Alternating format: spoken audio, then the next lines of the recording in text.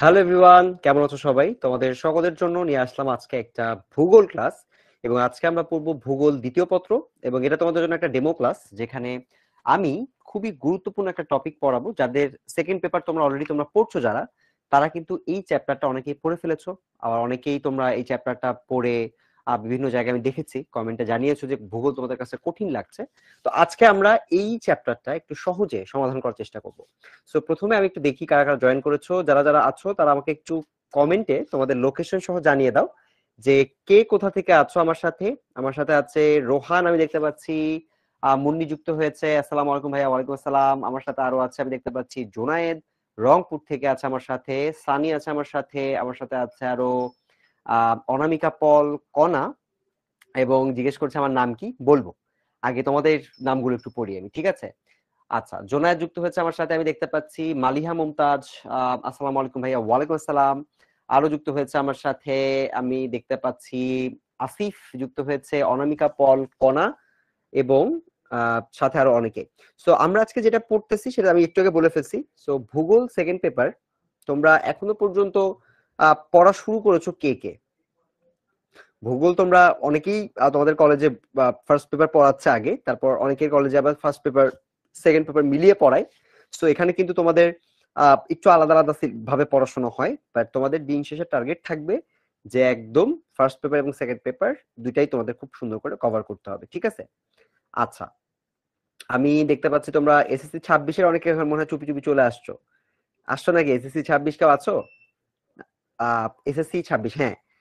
যারা তোমরা এখন এসএসসি দাও নাই, তারাই তোমরা দেখতে পাচ্ছি চলে আসছো হচ্ছে এইচএসসি ক্লাস করতে, ফার্স্ট ইয়ারের ক্লাস করতে। সো ঠিক আছে, তোমরা বেসিকটা যদি বুঝতে চাও বুঝতে পারো, আর যদি হাতে যদি পড়া বাকি থাকে, যেহেতু তোমার টেস্ট পরীক্ষার সামনে, সেক্ষেত্রে তোমার এই ক্লাস করার দরকার নাই, তুমি ডাইরেক্ট তোমার নিজের পড়া পড়ো। ওকে, সো আমরা আস্তে আস্তে পড়াশোনা একটু চলে যাই, হ্যাঁ। তোমরা আমাকে কমেন্টে, আমাদের পড়ার নিয়মটা হচ্ছে আমি তোমাদের এখান থেকে স্লাইডটা পড়াবো এবং এখানে আমার সব টপিকগুলো লেখা আছে। তোমরা যদি কোনো বিষয়ে কোনো প্রশ্ন ফেস করো, যেটা মনে হয় যে ভাইকে জিজ্ঞেস করতে হবে, কমেন্টে তোমরা আমাকে করলে বা প্রশ্নটা করলে আমি কিন্তু জানি, ঠিক আছে? সেটা হচ্ছে আমাদের পড়াশোনার যে মেইন আইডিয়াটা, সেভাবে হচ্ছে আমরা পড়াই। আর অনেকেই তোমরা পেইড ব্যাচে ভর্তি হয়েছো।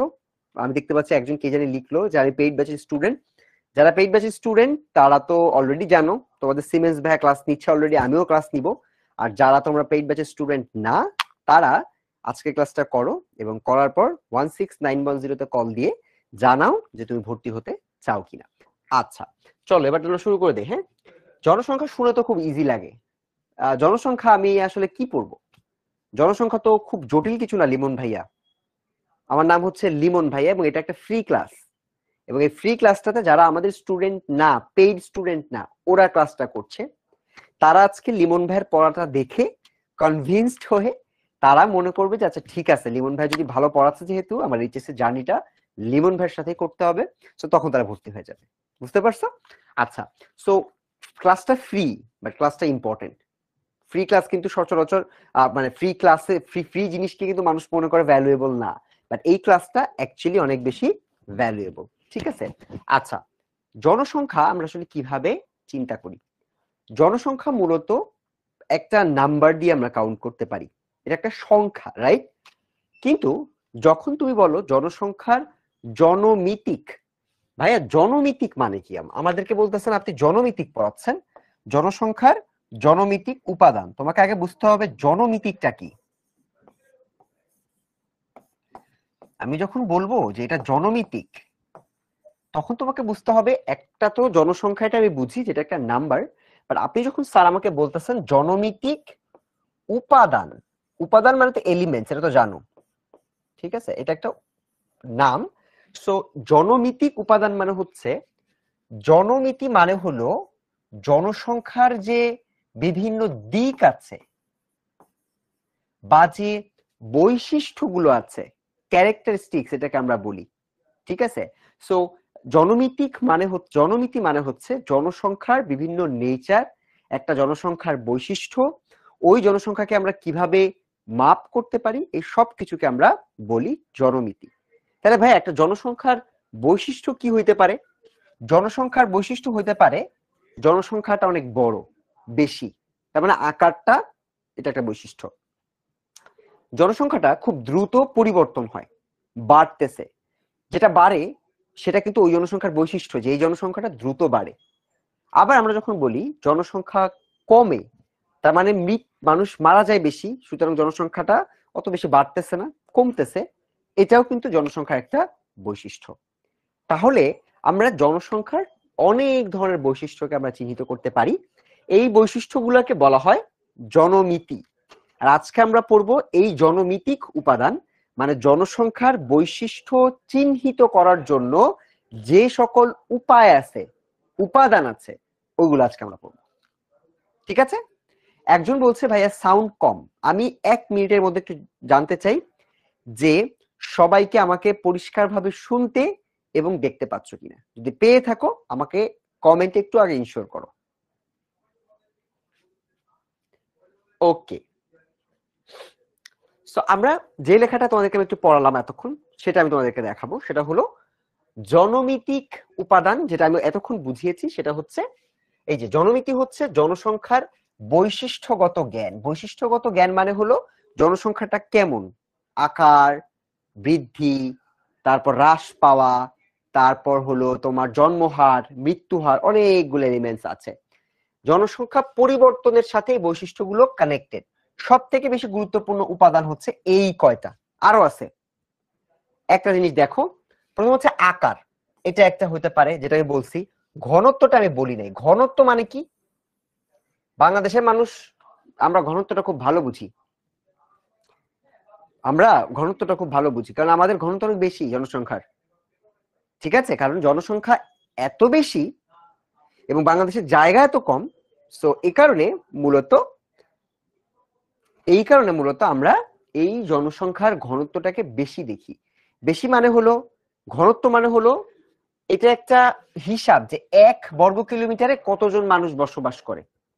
ঠিক আছে, মানে জনসংখ্যা, টোটাল জনসংখ্যাকে তুমি যদি এরিয়া দিয়ে ভাগ করো বা জায়গা দিয়ে ভাগ করো তাহলে তুমি ঘনত্ব পাবা। ঠিক আছে, আচ্ছা। সো এখান থেকে আমরা ঘনত্ব দেখলাম। এরপর বয়স কাঠামো, এজ স্ট্রাকচার। এজ স্ট্রাকচার হচ্ছে কত বছর বয়স। তোমাকে একটা জিনিস চিন্তা করতে হবে যে মনে করো একটা দেশে কোন বয়সের জনসংখ্যা সব থেকে বেশি থাকে।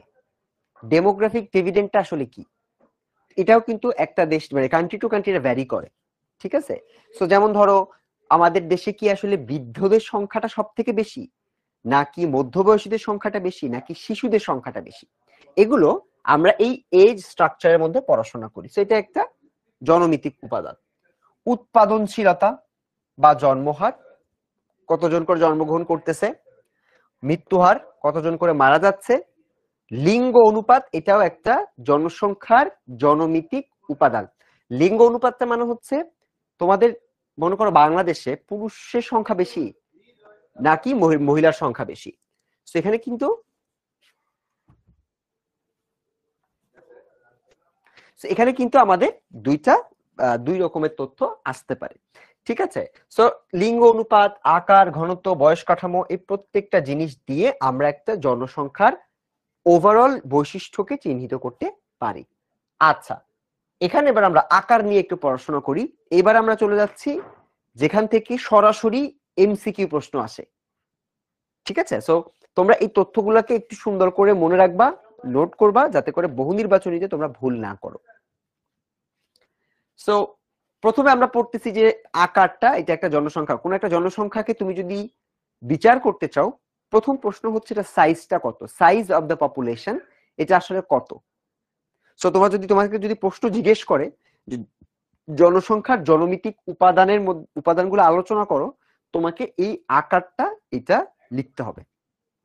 সো এখানে দেখো, এটা হচ্ছে পুরো পৃথিবীর জনসংখ্যা, কোন নির্দিষ্ট কান্ট্রির না, ওভারঅল পুরো পৃথিবীর জনসংখ্যার প্রথম বৈশিষ্ট্য হলো এটা কত বড়। 1800 সালে 0.9 বিলিয়ন। এটা তোমাদের অনেকের বই আছে না, সেকেন্ড পেপার বই তো অনেকে কিনছো। ঠিক আছে, এক একজন এক এক রকম লেখকের বই কিনছো। তো অনেকগুলো বইতে এটা বাংলাতে সাল বা কোটিতে লেখা আছে, বা স্ট্যান্ডার্ড হচ্ছে তোমরা বিলিয়নে পড়ো। হ্যাঁ, তাহলে তোমাদের জন্য এটা পরবর্তীতে বোর্ড পরীক্ষায় অ্যান্সার করা সহজ হবে। 100 বছর পর এটা অলমোস্ট ডাবল হয়ে গেল, 1.65 বিলিয়ন।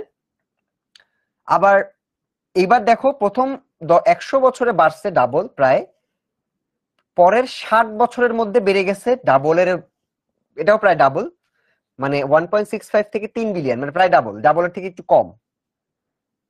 পরের 20 বছরে এটা 4.4 হয়ে গেছে। চিন্তা করতে পারো কত দ্রুত বাড়তেছে। এরপর আর 30 বছরের মধ্যে এটা আবার ডাবল হয়েছে, প্রায় ডাবল, 7.4 বিলিয়ন। 15 বছর পর এটা হবে 9.2 বিলিয়ন। আর 2100 সালে আমরা হয়ে যাব 11.2 বিলিয়ন। এটা থেকে এমসিকিউ আসে। তাহলে জনসংখ্যার এই যে জনসংখ্যাটা বাড়তেছে, সো এটাকে আমরা এই জন্য বলি জনসংখ্যার খুবই গুরুত্বপূর্ণ জনমিতিক উপাদান, কারণ এটা খুব গ্র্যাজুয়ালি চেঞ্জ হতে থাকে। ঠিক আছে, আচ্ছা এবার আসো আমরা চলে যাই কান্ট্রি বেসিসে। এতক্ষণ আমরা তো পুরো বিশ্বেরটা পড়লাম, এখন আমরা একটু দেখি পৃথিবীর যে দেশগুলো আছে ওই দেশগুলোর জনসংখ্যাটা কেমন পরিবর্তন হয়েছে। চীন দেখো, চীনের জনসংখ্যাটা প্রায় এই যে নাম্বারগুলো দেওয়া আছে এগুলা থেকে প্রশ্ন আসছে না সচরাচর, ঠিক আছে। বাট এখানে সব থেকে জনবহুল দেশগুলোর মধ্যে চীন সবার উপরে থাকে, ভারত, ইউএসএ, ইন্দোনেশিয়া, ব্রাজিল। তো এদের জনসংখ্যার একটা বৈশিষ্ট্য কি, ভারতের একটা জনসংখ্যার বৈশিষ্ট্য ওদের আকারটা এমন, চীনের জনসংখ্যার একটা বৈশিষ্ট্য হচ্ছে ওদের জনসংখ্যাটা সব থেকে বেশি। তার মানে এখানে কিন্তু আমাদের জনসংখ্যাগত দিক থেকে একটা দেশের জনসংখ্যার প্রথম বৈশিষ্ট্য আমরা জেনে ফেললাম, সহজ। এবার সেকেন্ডটাই চলে যাই, 6 থেকে 10, আমরা আছি 8 নাম্বারে, 166 মিলিয়ন। তো তোমাকে যদি বলে বাংলাদেশের জনসংখ্যার একটা বৈশিষ্ট্য বলো, বাংলাদেশের জনসংখ্যার বৈশিষ্ট্য এটার আকার 166 মিলিয়ন। ক্লিয়ার? সো এখানে আমরা দেখতে পাচ্ছি যে জনবহুল দেশগুলোর তালিকায় বাংলাদেশ আছে 8 নাম্বার এবং 1 নাম্বার আছে চীন। এদের তথ্য মনে রাখতে হবে। আচ্ছা, জিওগ্রাফিকে হার্ড সাবজেক্ট না, জিওগ্রাফি সহজ সাবজেক্ট যদি তুমি পড়াশোনা করো রেগুলার বেসিসে, ঠিক আছে। আর যারা পেইড ব্যাচের স্টুডেন্ট তারা তোমরা বলতেছো লিমন ভাই কবে ক্লাস করাবেন, আমি তোমাদের ক্লাস দিব সিমেন্স ভাই চ্যাপ্টারটা শেষ করলেই ইনশাআল্লাহ নেক্সট চ্যাপ্টারে আমাকে পেয়ে যাওয়া, কোনো সমস্যা নাই। আর আমি আর তোমাদের সৌরভ ভাই দুজনই থাকবো। এবার হচ্ছে আমরা কঠিন জিনিসে ঢুকতেছি, দেখো কঠিন না যদি মনোযোগ দাও। উৎপাদনশীলতা ও জন্মহার, একটা জনসংখ্যার দ্বিতীয় বৈশিষ্ট্যটা কি, সেটা হচ্ছে ওই জনসংখ্যাটার জন্মহার কেমন, অর্থাৎ কতজন শিশু প্রতি বছরে জন্মগ্রহণ করছে। এখানে তোমাদেরকে দুইটা জায়গায় কনফিউজ করা হয়, একটা হচ্ছে ফেকান্ডিটি, আরেকটা হচ্ছে ফার্টিলিটি। আমরা এখানে একটু গুলিয়ে ফেলি।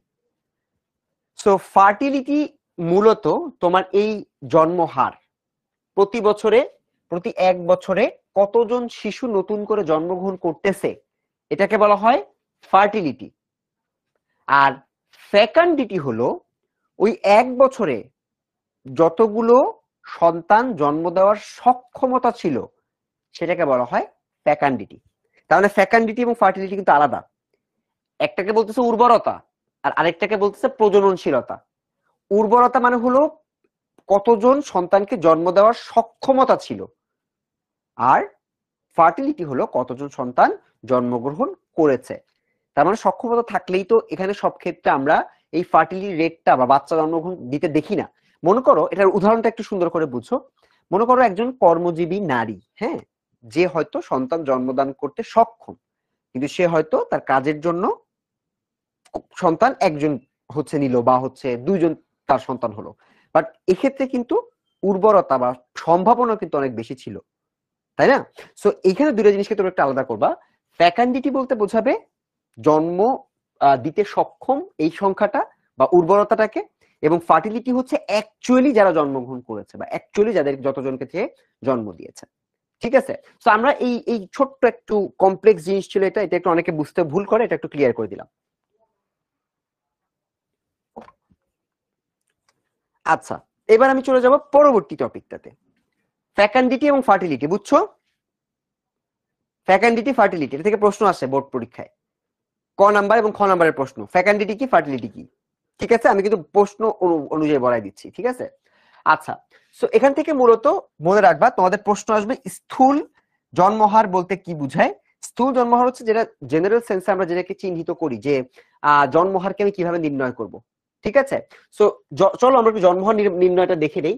সো আমাদের কয়েকটা জিনিস আছে, জন্মহারের অনেকগুলো ধরন আছে, এগুলো সব আমাদের লাগবে না, মানে আমাদের নামগুলো জেনে রাখতে হবে। একটা হচ্ছে স্বাভাবিক জন্মহার, একটা হচ্ছে তোমার জেনারেল ফার্টিলিটি রেট, একটা হচ্ছে ফার্টিলিটি রেশিও, রেশিও মানে হচ্ছে অনুপাতটা কেমন, বয়স নির্দিষ্ট জন্মহার, মোট জন্মহার হইতে পারে, স্থূল প্রজনন হার হইতে পারে, নিট প্রজনন হার হইতে পারে। বাট আমাদের লাগে হচ্ছে crude birth rate, crude birth rate বা সিবিআর, যেটা হচ্ছে স্থূল প্রজনন হার, যেটাকে বলা হচ্ছে সরি গ্রস রিপ্রোডাকশন রেট, জিআরআর। ঠিক আছে? সো এটাকে মনে রাখতে হবে, এটা দিয়ে আমরা কোন একটা দেশে জন্মহার বের করতে পারি। তোমাদের যদি বলো জন্মহার বের করো, তখন তোমাদেরকে মনে রাখতে হবে বিআর মানে হচ্ছে বার্থ রেট। ঠিক আছে? সো এখানে তোমাদেরকে এই যে B divided by P into 1000 দিলে তুমি এখানে 18.8 পেয়ে যাবা। ঠিক আছে? টোটাল কতজন জন্মগ্রহণ করতেছে প্রতি বছর। হার মানে হলো টোটাল, এটা হচ্ছে শোনে বিপি মানে বুঝতেছো না, বি হচ্ছে কতজন জন্মগ্রহণ করলো, আর পি মানে হচ্ছে পপুলেশন, টোটাল পপুলেশন কত ছিল। এভাবে ডিভাইড করে 100 দিয়ে গুণ করলে আমরা কিন্তু বার্থ রেটটা পেয়ে যাব। রোহান একটা প্রশ্ন করছো, কি বলতেছো আবার, আমি বুঝি নাই, আবার বলো কোনটা বুঝতে চাচ্ছ। আচ্ছা, so BP, B birth rate মানে তুমি যেভাবে হিসাব করবা সেটা হচ্ছে B divided by P into 1000। B মানে হচ্ছে যতজন জন্মগ্রহণ করছে ওই বছরে, পি হচ্ছে টোটাল পপুলেশন, এবং এটাকে 1000 দিয়ে গুণ করতে হবে। বাংলাদেশেরটা মনে রাখবা 18.8, এটা থেকে এমসিকিউ আসে। জিওগ্রাফিতে এইসব ছোট ছোট ট্রিকি কোশ্চেন দেয়, বুঝছো? খুব কঠিন কোশ্চেন দেয় না, বাট ছোট ছোট এরকম ট্রিকি কোশ্চেন গুলো দিয়ে দেয়। তো জন্মহার পড়লাম, এটা একটা বৈশিষ্ট্য, এটা তো পজিটিভ বৈশিষ্ট্য, বাড়তেছে। মৃত্যুহার পড়তে হবে না? মৃত্যুহার দেখি। মৃত্যুহার এটাও একটা জনসংখ্যার জনমিতিক উপাদান, মানে যেগুলাতে জনসংখ্যা পরিবর্তন হয়। মৃত্যুহার মানে কতজন মারা যাচ্ছে, এটার উপর কি জনসংখ্যা ভ্যারি করে না? একটা দেশে যদি বেশি সংখ্যক মানুষ মারা যায়, তাহলে জনসংখ্যা কি হবে? কমবে। যদি বেশি জন্মগ্রহণ করে, বাড়বে। সো এখানে মৃত্যুহারটাও একটা খুবই গুরুত্বপূর্ণ এলিমেন্ট। আসো মৃত্যুহার নির্ণয় করা দেখি। ডেথ রেটও একদম বিআর এর মতো, এখানে বিআর আর ডিআর কিন্তু সেম। বিআর হলো বি বাই পি ইন্টু 1000, আর এখানে হচ্ছে ডিআর মানে death rate, D by P into 1000, তার মানে যতজন মারা গেল টোটাল পপুলেশন গুণ 1000। ঠিক আছে? লাইট বাড়াইতে বলতেছো, আচ্ছা লাইটটা বাড়ানোর ব্যবস্থা করতেছি, দাঁড়াও। বাট লাইটটা তো ঠিক আছে, আমি দেখতেছি যতদূর। তোমরা মনে হয় তোমাদের ফোনের ব্রাইটনেসটা মনে হয় একটু কম। ঠিক আছে, ওকে। সো ডেথ রেট হচ্ছে 5.7, এটা আছে। সো লাইটটা মনে হয় কম, ওরা বলতেছে ব্রাইটনেসটা একটু বাড়াতে, আমি জানি না ওরা কেন পরিষ্কার দেখতে পাচ্ছে না। সো ঠিক আছে, আমরা চেষ্টা করতেছি, দেখি তোমাদের স্ক্রিনের ব্রাইটনেসটা বাড়ানো যায় কিনা কোনোভাবে। ঠিক আছে, সো আমরা বার্থ রেট এবং ডেথ রেট পড়লাম, এবার দেখি পরবর্তীতে কি আছে। এই যে বাড়িয়ে দিয়েছি ব্রাইটনেস, এখন কি পরিষ্কার দেখা যাচ্ছে রিমন স্যারকে? এবং সবকিছু কি পরিষ্কার দেখা যাচ্ছে কিনা দেখো। যারা বলছো ভাই ব্রাইটনেস বাড়ান, তোমাদের জন্য ব্রাইটনেস বাড়িয়ে দিয়েছি। আচ্ছা, এবার আসো ঘনত্ব নিয়ে একটু পড়ি। ঘনত্ব মানে কি বলছি? ঘনত্ব মানে হলো যখন তোমার কোনো একটা এলাকায়, নির্দিষ্ট এলাকায় কত সংখ্যক মানুষ বসবাস করতেছে, এইটা চিহ্নিত করতে পারাটাকে বলা হয় ঘনত্ব। মানে কি বুঝতে পারছো? ঘনত্ব মানে হলো কোন একটা নির্দিষ্ট এলাকায় কতজন মানুষ বসবাস করে, মানে 1 কিলোমিটার এরিয়ার মধ্যে। মনে করো বাংলাদেশের বাইরেও যে দেশগুলো আছে, ঘনত্বের ভিত্তিতে সব থেকে জনবহুল দেশ, মানে সব থেকে বেশি মানুষ যেখানে থাকে, মোনাকো, প্রতি বর্গ কিলোমিটারে থাকে 26,000 মানুষ, মানে গ্যাদারিং হয়ে। মেকাওতে থাকে হচ্ছে 21,000, সিঙ্গাপুরে থাকে 8,000, খুবই কম। হংকং এ থাকে 7,000, বাহরাইনে থাকে 2,000। এখানে সব থেকে টপ যেটা আছে এটাকে মনে রাখতে হবে এমসিকিউ এর জন্য, টপটাকে মনে রাখতে হবে। হ্যাঁ, এখান থেকে এমসিকিউ আসে, বুঝছো? সো এখান থেকে মোনাকোর এই ডেটাটা মনে রাখবা, যেখান থেকে এমসিকিউ আসতে পারে। নাম্বারটা যেহেতু চেঞ্জ হয়, নাম্বারটা দিয়ে দিবে না, বাট যেহেতু এটা সব থেকে ঘনত্ববহুল দেশ বাই ফার, সেটা থেকে প্রশ্ন আসতে পারে।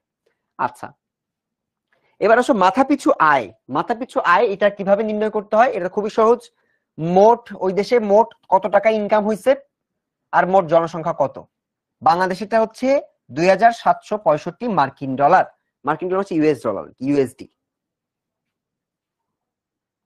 ঠিক আছে? আচ্ছা, যারা তোমরা স্প্যামিং করো তারা স্প্যামিং না করে পড়াশোনা করো, যারা স্প্যামিং করতে চাও না বা দেখতে চাও না তারা ফুল স্ক্রিনে ক্লাসটা করো। দেখবা আজকে টপিকটা একবার ক্লিয়ার হলে তোমরা বলবা যে লিমন ভাইয়ের কাছেই আমি এইচএসসির পুরো জার্নিটা পড়তে চাই। ঠিক আছে, এটা মন দিতে হবে। আচ্ছা, সো মাথাপিছু আয়, মোট জাতীয় আয় ডিভাইডেড বাই মোট জনগণ। আর এই যে যারা যারা স্প্যামিং করবে ওরা সবাই বুঝমান, ঠিক আছে, ওরা সবাই জানে, ওরা এইচএসসি তে উঠে গেছে, এসএসসি তে যারা পরীক্ষা দিছে, এইচএসসি কিন্তু তার থেকে অনেক কঠিন। সো পড়াশোনায় মনোযোগ না দিলে কার ক্ষতি? নিজের ক্ষতি। নিজের ক্ষতি নিজেকে বুঝতে হবে। ঠিক আছে, সো স্প্যামিং বন্ধ করে পড়ো এবং আমাকে জিজ্ঞেস করো তোমাদের কোনো প্রশ্ন থাকলে। ওকে, মাথাপিছু আয়ের মতো মাথাপিছু ভূমিও কিন্তু আইডেন্টিফাই করা যায়। মনে করো আমাদের বাংলাদেশের মোট জমি হইল 10 কাঠা, হ্যাঁ, মানে একদম এক্সাম্পল দিলাম, আর মোট জনগণ হইল 5 জন, তাহলে মাথাপিছু ভূমি হচ্ছে 2। বুঝা গেছে? সেখানে কিন্তু এভাবে তোমাকে টোটালটা এবং মোট জনগণ দিয়ে তুমি চাইলে কোনো একটা মাথাপিছু ভূমি বা মাথাপিছু আয় এটা কিন্তু নির্দিষ্টভাবে বের করতে পারো।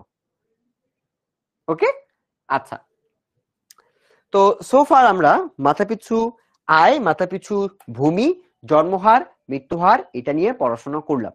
এবার আমরা যাব হলো বয়স কাঠামোতে। এটা একটু কঠিন, এটা একটু সুন্দর করে বুঝবা। ঠিক আছে, একটু মনোযোগ দিয়ে এটা করতে হবে। বয়স কাঠামো বলতে কি বুঝায়?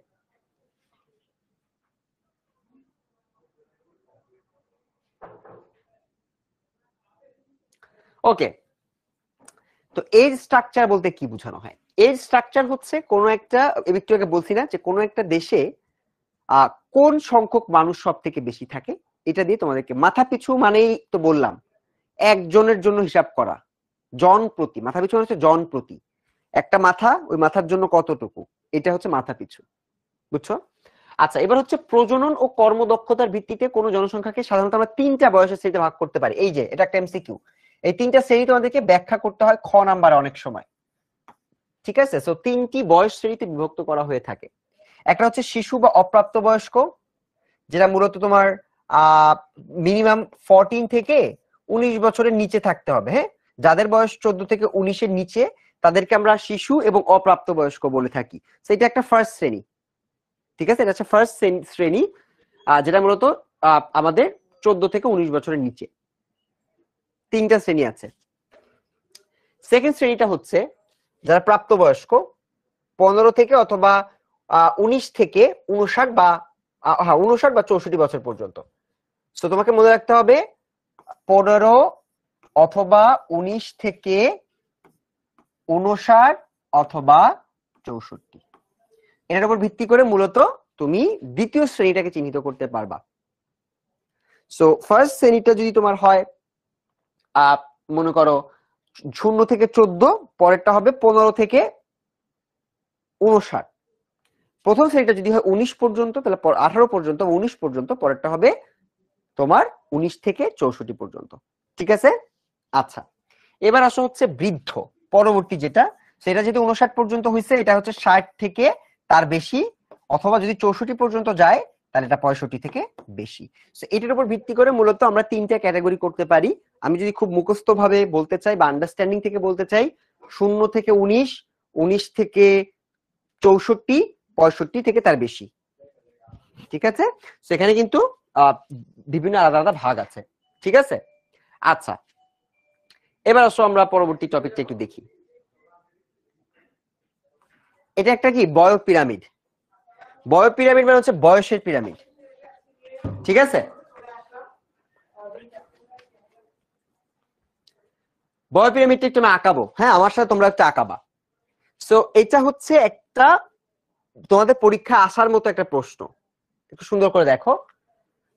5 থেকে 14, 15 থেকে 24, 25 থেকে 39, 40 থেকে 49, 55 থেকে 59, 60 থেকে 64, 65 প্লাস। তোমরা অনেকেই কিন্তু তোমরা গ্রাফ করেছো আগে, তো আমি তোদেরকে একটা গ্রাফের মতো করে একটা আঁকাই দিই। মনে করো এটা হচ্ছে লোয়ার অ্যাক্সিস, এটা হচ্ছে সোজা অ্যাক্সিস। তো এটাকে বলা হয় হচ্ছে নারী, এখানে হবে পুরুষ। ঠিক আছে, এখান থেকে হচ্ছে বাড়তেছে, মনে করো 5 বিলিয়ন, মিলিয়ন, 10 মিলিয়ন, 15 মিলিয়ন। হ্যাঁ, এখানে মনে করো 5, 10, 15, 20। হ্যাঁ, 5, 10, 15, 20। আর এদিকে হলো তোমার এই ক্যাটাগরিটা, এটা হচ্ছে 5 থেকে 14, এরপরটা 15 থেকে 24, এরপরটা 25 থেকে 39, এরপরটা 40 থেকে 49, 55 থেকে 59, 60 থেকে 64, 65। এখন আমরা কিভাবে এটা আঁকাবো? মনে করো তোমাকে কেউ একটা তথ্য দিছে, বাংলাদেশের বর্তমান সময়ে 5 থেকে 14 বছরের যে না মানুষটা, তাদের মধ্যে 5 মিলিয়ন আছে তোমার, 5 মিলিয়ন না, মনে করো 15 মিলিয়ন আছে তোমার পুরুষ, 15 আছে নারী। তো আমাদের ফার্স্ট গ্রাফটা হয়ে গেল। এরপর তুমি দেখবা 25 থেকে 24, 25 থেকে 24-এ মনে করো 14 মিলিয়ন, 13 মিলিয়ন হলো তোমার নারী, 14 মিলিয়ন আছে পুরুষ। এখান থেকে গ্রাফ বরাবর। 40 থেকে 49-এও সেম,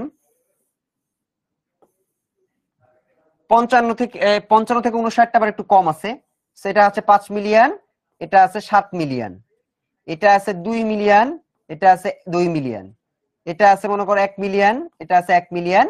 একদম 65 থেকে বেশি, এখানে পুরুষ একটু বেশি, নারী একটু কম। এই যে আমি জিনিসটা আঁকাইলাম, এটাকে বলা হয় বয় পিরামিড। সো তোমরা বলতে পারো ভাই এই পিরামিডটাকে আমাকে আঁকাইতে পারবো? অবশ্যই পারবা। তোমাকে সুন্দর করে তথ্যগুলো দিয়ে দিবে যে 2005 সালে এত থেকে এত বছরে নারীর সংখ্যা এত, এত থেকে এত বছরে পুরুষের সংখ্যা এত ছিল, এটাতে নারীর সংখ্যা এত, অথবা তোমাকে এরকম একটা চিত্র দিয়ে দিবে, দিয়ে বলবে যে এই পিরামিডটাকে ব্যাখ্যা করো। তখন তোমাদেরকে এই পিরামিডটাকে ব্যাখ্যা করে বলতে হবে। মনে করো এই পিরামিডটা দেখে কি বুঝতে পারি? আমি এইটা দেখলে বুঝতে পারি যে এখানে 65 বছরের জনগণ সবচেয়ে কম ছিল, সব থেকে বেশি ছিল হচ্ছে কি বাচ্চা কাচ্চা। পিরামিড দেখে আমি বুঝতেছি মিডিল লেভেলে কারা ছিল, এরা। এবং নারী বেশি না পুরুষ বেশি? আমরা দেখতে পাচ্ছি নারী বেশিটা, এই জন্য নারীর সাইডটা একটু লম্বা বেশি থাকবে। তো এভাবে কিন্তু আমরা একটা প্যারাগ্রাফ যদি আমরা দেখি, আমরা দেখলে বুঝতে পারবো যে ওই মানে একটা, এটাকে বলা হয় হচ্ছে বয় পিরামিড। যদি আমরা দেখি তাহলে এই পিরামিড থেকে আমরা নিঃসন্দেহে 1 থেকে 2 পৃষ্ঠার একটা চমৎকার জিনিস আঁকাই দিতে পারি। তো তোমরা কি এখন থেকে বয় পিরামিড দেখে একটা জনসংখ্যার বৈশিষ্ট্যকে বলতে পারবা? যেমন এটা থেকে কতগুলো বৈশিষ্ট্য ব্যাখ্যা করতে পারি। পুরুষের সংখ্যা নারীর সংখ্যা কেমন ছিল, আলাদা নাকি, তারপর কোন বয়সের মানুষ সব থেকে বেশি, কোন বয়স সে সব থেকে কম, কোন বয়সের মিডিল মাঝামাঝি অবস্থায় আছে। সো এইরকম ভাবে কিন্তু আমরা একটা ডেমোগ্রাফিক স্ট্রাকচার বয় পিরামিড এটা আঁকাই দিতে পারি। এখন বলো বুঝতে পারছো কিনা বলো। সো এই পিরামিড থেকে এখন কি আমরা লিখতে পারবো সবাই? পিরামিড থেকে কিন্তু প্রশ্ন আসে বারবার।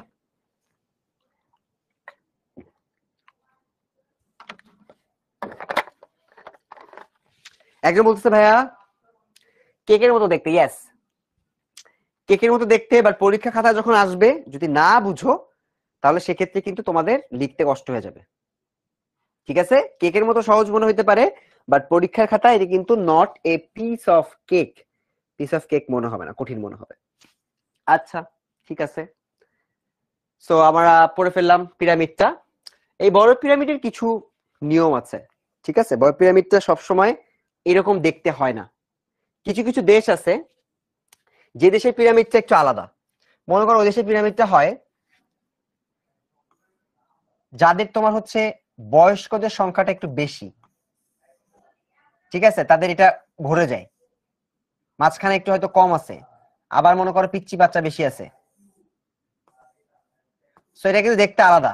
আমি যে পিরামিডটা আঁকাইছি এটা থেকে এটা একটু এরকম, আর আমারটা হচ্ছে কি এরকম সোজা চলে গেছে। সো এরকম হইতে পারে যদি বিদ্যুতের সংখ্যা বেশি থাকে, মাঝখানে এদের সংখ্যা কম থাকে, তাহলে আবার পিরামিডটা দেখতে অন্যরকম হবে। ঠিক আছে, ওকে। সো পিরামিডটা আমরা এখন একটু এক্সপ্লেন করে লিখতে পারবো। পিরামিডটা আমাদের মোটামুটি বোঝা শেষ। এবার আসলে পিরামিডের ধরন কি কি। একটা হচ্ছে একটা পিরামিড পরিবর্ধনশীল, এটা এমসিকিউর জন্য লিখছি। যদি বর্ধনশীল হয় তাহলে তার মানে এটা জনসংখ্যাটা বেশি। যদি সংকোচনশীল হয় তার মানে জনসংখ্যার নাম্বারটা কম। সো পরিবর্ধনশীল এবং সংকোচনশীল সংকোচনশীল এই দুইটা শব্দের সাথে বেশি এবং কম এটা তোমাদেরকে একটু মনে রাখতে হবে যে কোনো একটা বয়স পিরামিড যদি এটা পরিবর্ধনশীল হয় মানে বেশি থাকে তাহলে সেটা হচ্ছে জনসংখ্যার পরিমাণটা বেশি, সংকোচনশীল হলে এক্ষেত্রে জনসংখ্যার পরিমাণটা কম। বুঝছো? পিরামিড হয় নাই, পিরামিড এটা নামটা পিরামিড, বাট এটা দেখতে সবসময় এরকম পিরামিডের মতো হয় না, এটা চেঞ্জও হয়। বুঝা গেছে?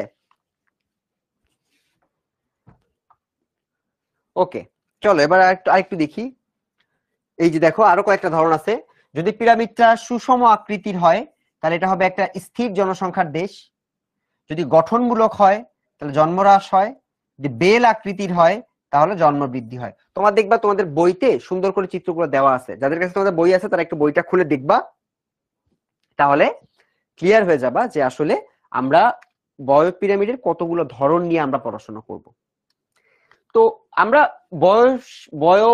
বয়স কাঠামো বয়স পিরামিড পড়ছি, এখন আমাদের আরো দুইটা গুরুত্বপূর্ণ টপিক আছে, ঠিক আছে, যে টপিকগুলো আমাদের এই চ্যাপ্টারে পড়তে হবে। মনে হয় ইজি, বাট আমরা লিখতে গেলে অনেক সময় লিখতে পারি না। তার মধ্যে একটা হচ্ছে অভিগমন, আরেকটা হচ্ছে ডেমোগ্রাফিক ট্রানজিশনাল মডেল। নাম শুনছো? ডেমোগ্রাফিক ট্রানজিশনাল মডেলের নাম শুনছো? সো আসো আমরা অভিগমনটা নিয়ে একটু ফার্স্টে পড়ি। মাইগ্রেশন বলতে আমরা কি বুঝি? মাইগ্রেশন মানে হচ্ছে শিফট করা, এক জায়গা থেকে আরেক জায়গায় চলে যাওয়া, এটা আমরা বুঝি সবাই। মাইগ্রেশন মানে কি? এটা কি সবসময় মানে বাংলাদেশ থেকে বিদেশ গেলে এটা মাইগ্রেশন হবে? যেমন ধরো অনেকে বলে কি যে রোহিঙ্গারা আসছে, মাইগ্রেট করে আসছে, অথবা উচ্চ শিক্ষার জন্য আমি মাইগ্রেট করতেছি। মাইগ্রেশনটা শুধুমাত্র এক দেশ থেকে আরেক দেশে না, মাইগ্রেশনটা মানে হচ্ছে স্থানান্তর করা, অভিগমন করা। এটা এক দেশের মধ্যেও ঘটতে পারে। যেমন আমি লিমন, আমি যদি খুলনা থেকে আমি পড়াশোনার জন্য ঢাকায় আসছি, বা আমি হচ্ছে ঢাকা, তোমরা যারা ঢাকা থেকে বাইরে যাও যে এখন থাকা শুরু করো, এটাও একটা অভিগমন বা মাইগ্রেশন। ঠিক আছে?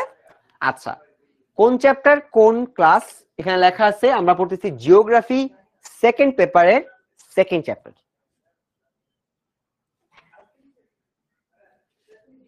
ওকে, তো অভিগমন দেখো, অভিগমন মানে হচ্ছে স্থান পরিবর্তন। এটা এক দেশ থেকে অন্য দেশও হতে পারে, এক জলবায়ু থেকে অন্য জলবায়ুতে হতে পারে, অথবা এক স্থান থেকে অন্য শহর হতে পারে। সবগুলোকেই আমরা অভিগমন বা মাইগ্রেশন বলতে পারি।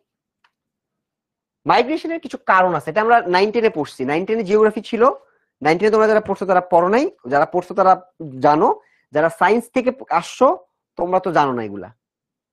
সো যেমন এই যে একজন বলছে শুনি নাই, তার মানে তো ও 9-10-এ জিওগ্রাফি পড়ে নাই। তো এখানে হচ্ছে অভিগমনের কিছু কারণ আছে। একটা হচ্ছে পুল ফ্যাক্টরস, নাম নাম নাম শুনলে বোঝা যায় যে আসলে ব্যাখ্যাটা কি। একটা হচ্ছে পুশ ফ্যাক্টরস। পুল ফ্যাক্টরস মানে হচ্ছে যেটা তোমাকে আকর্ষণ করে, মানে তুমি স্বেচ্ছায় স্বেচ্ছায় জেনে বুঝে আকৃষ্ট হয়ে লোভে পড়ে গেছো।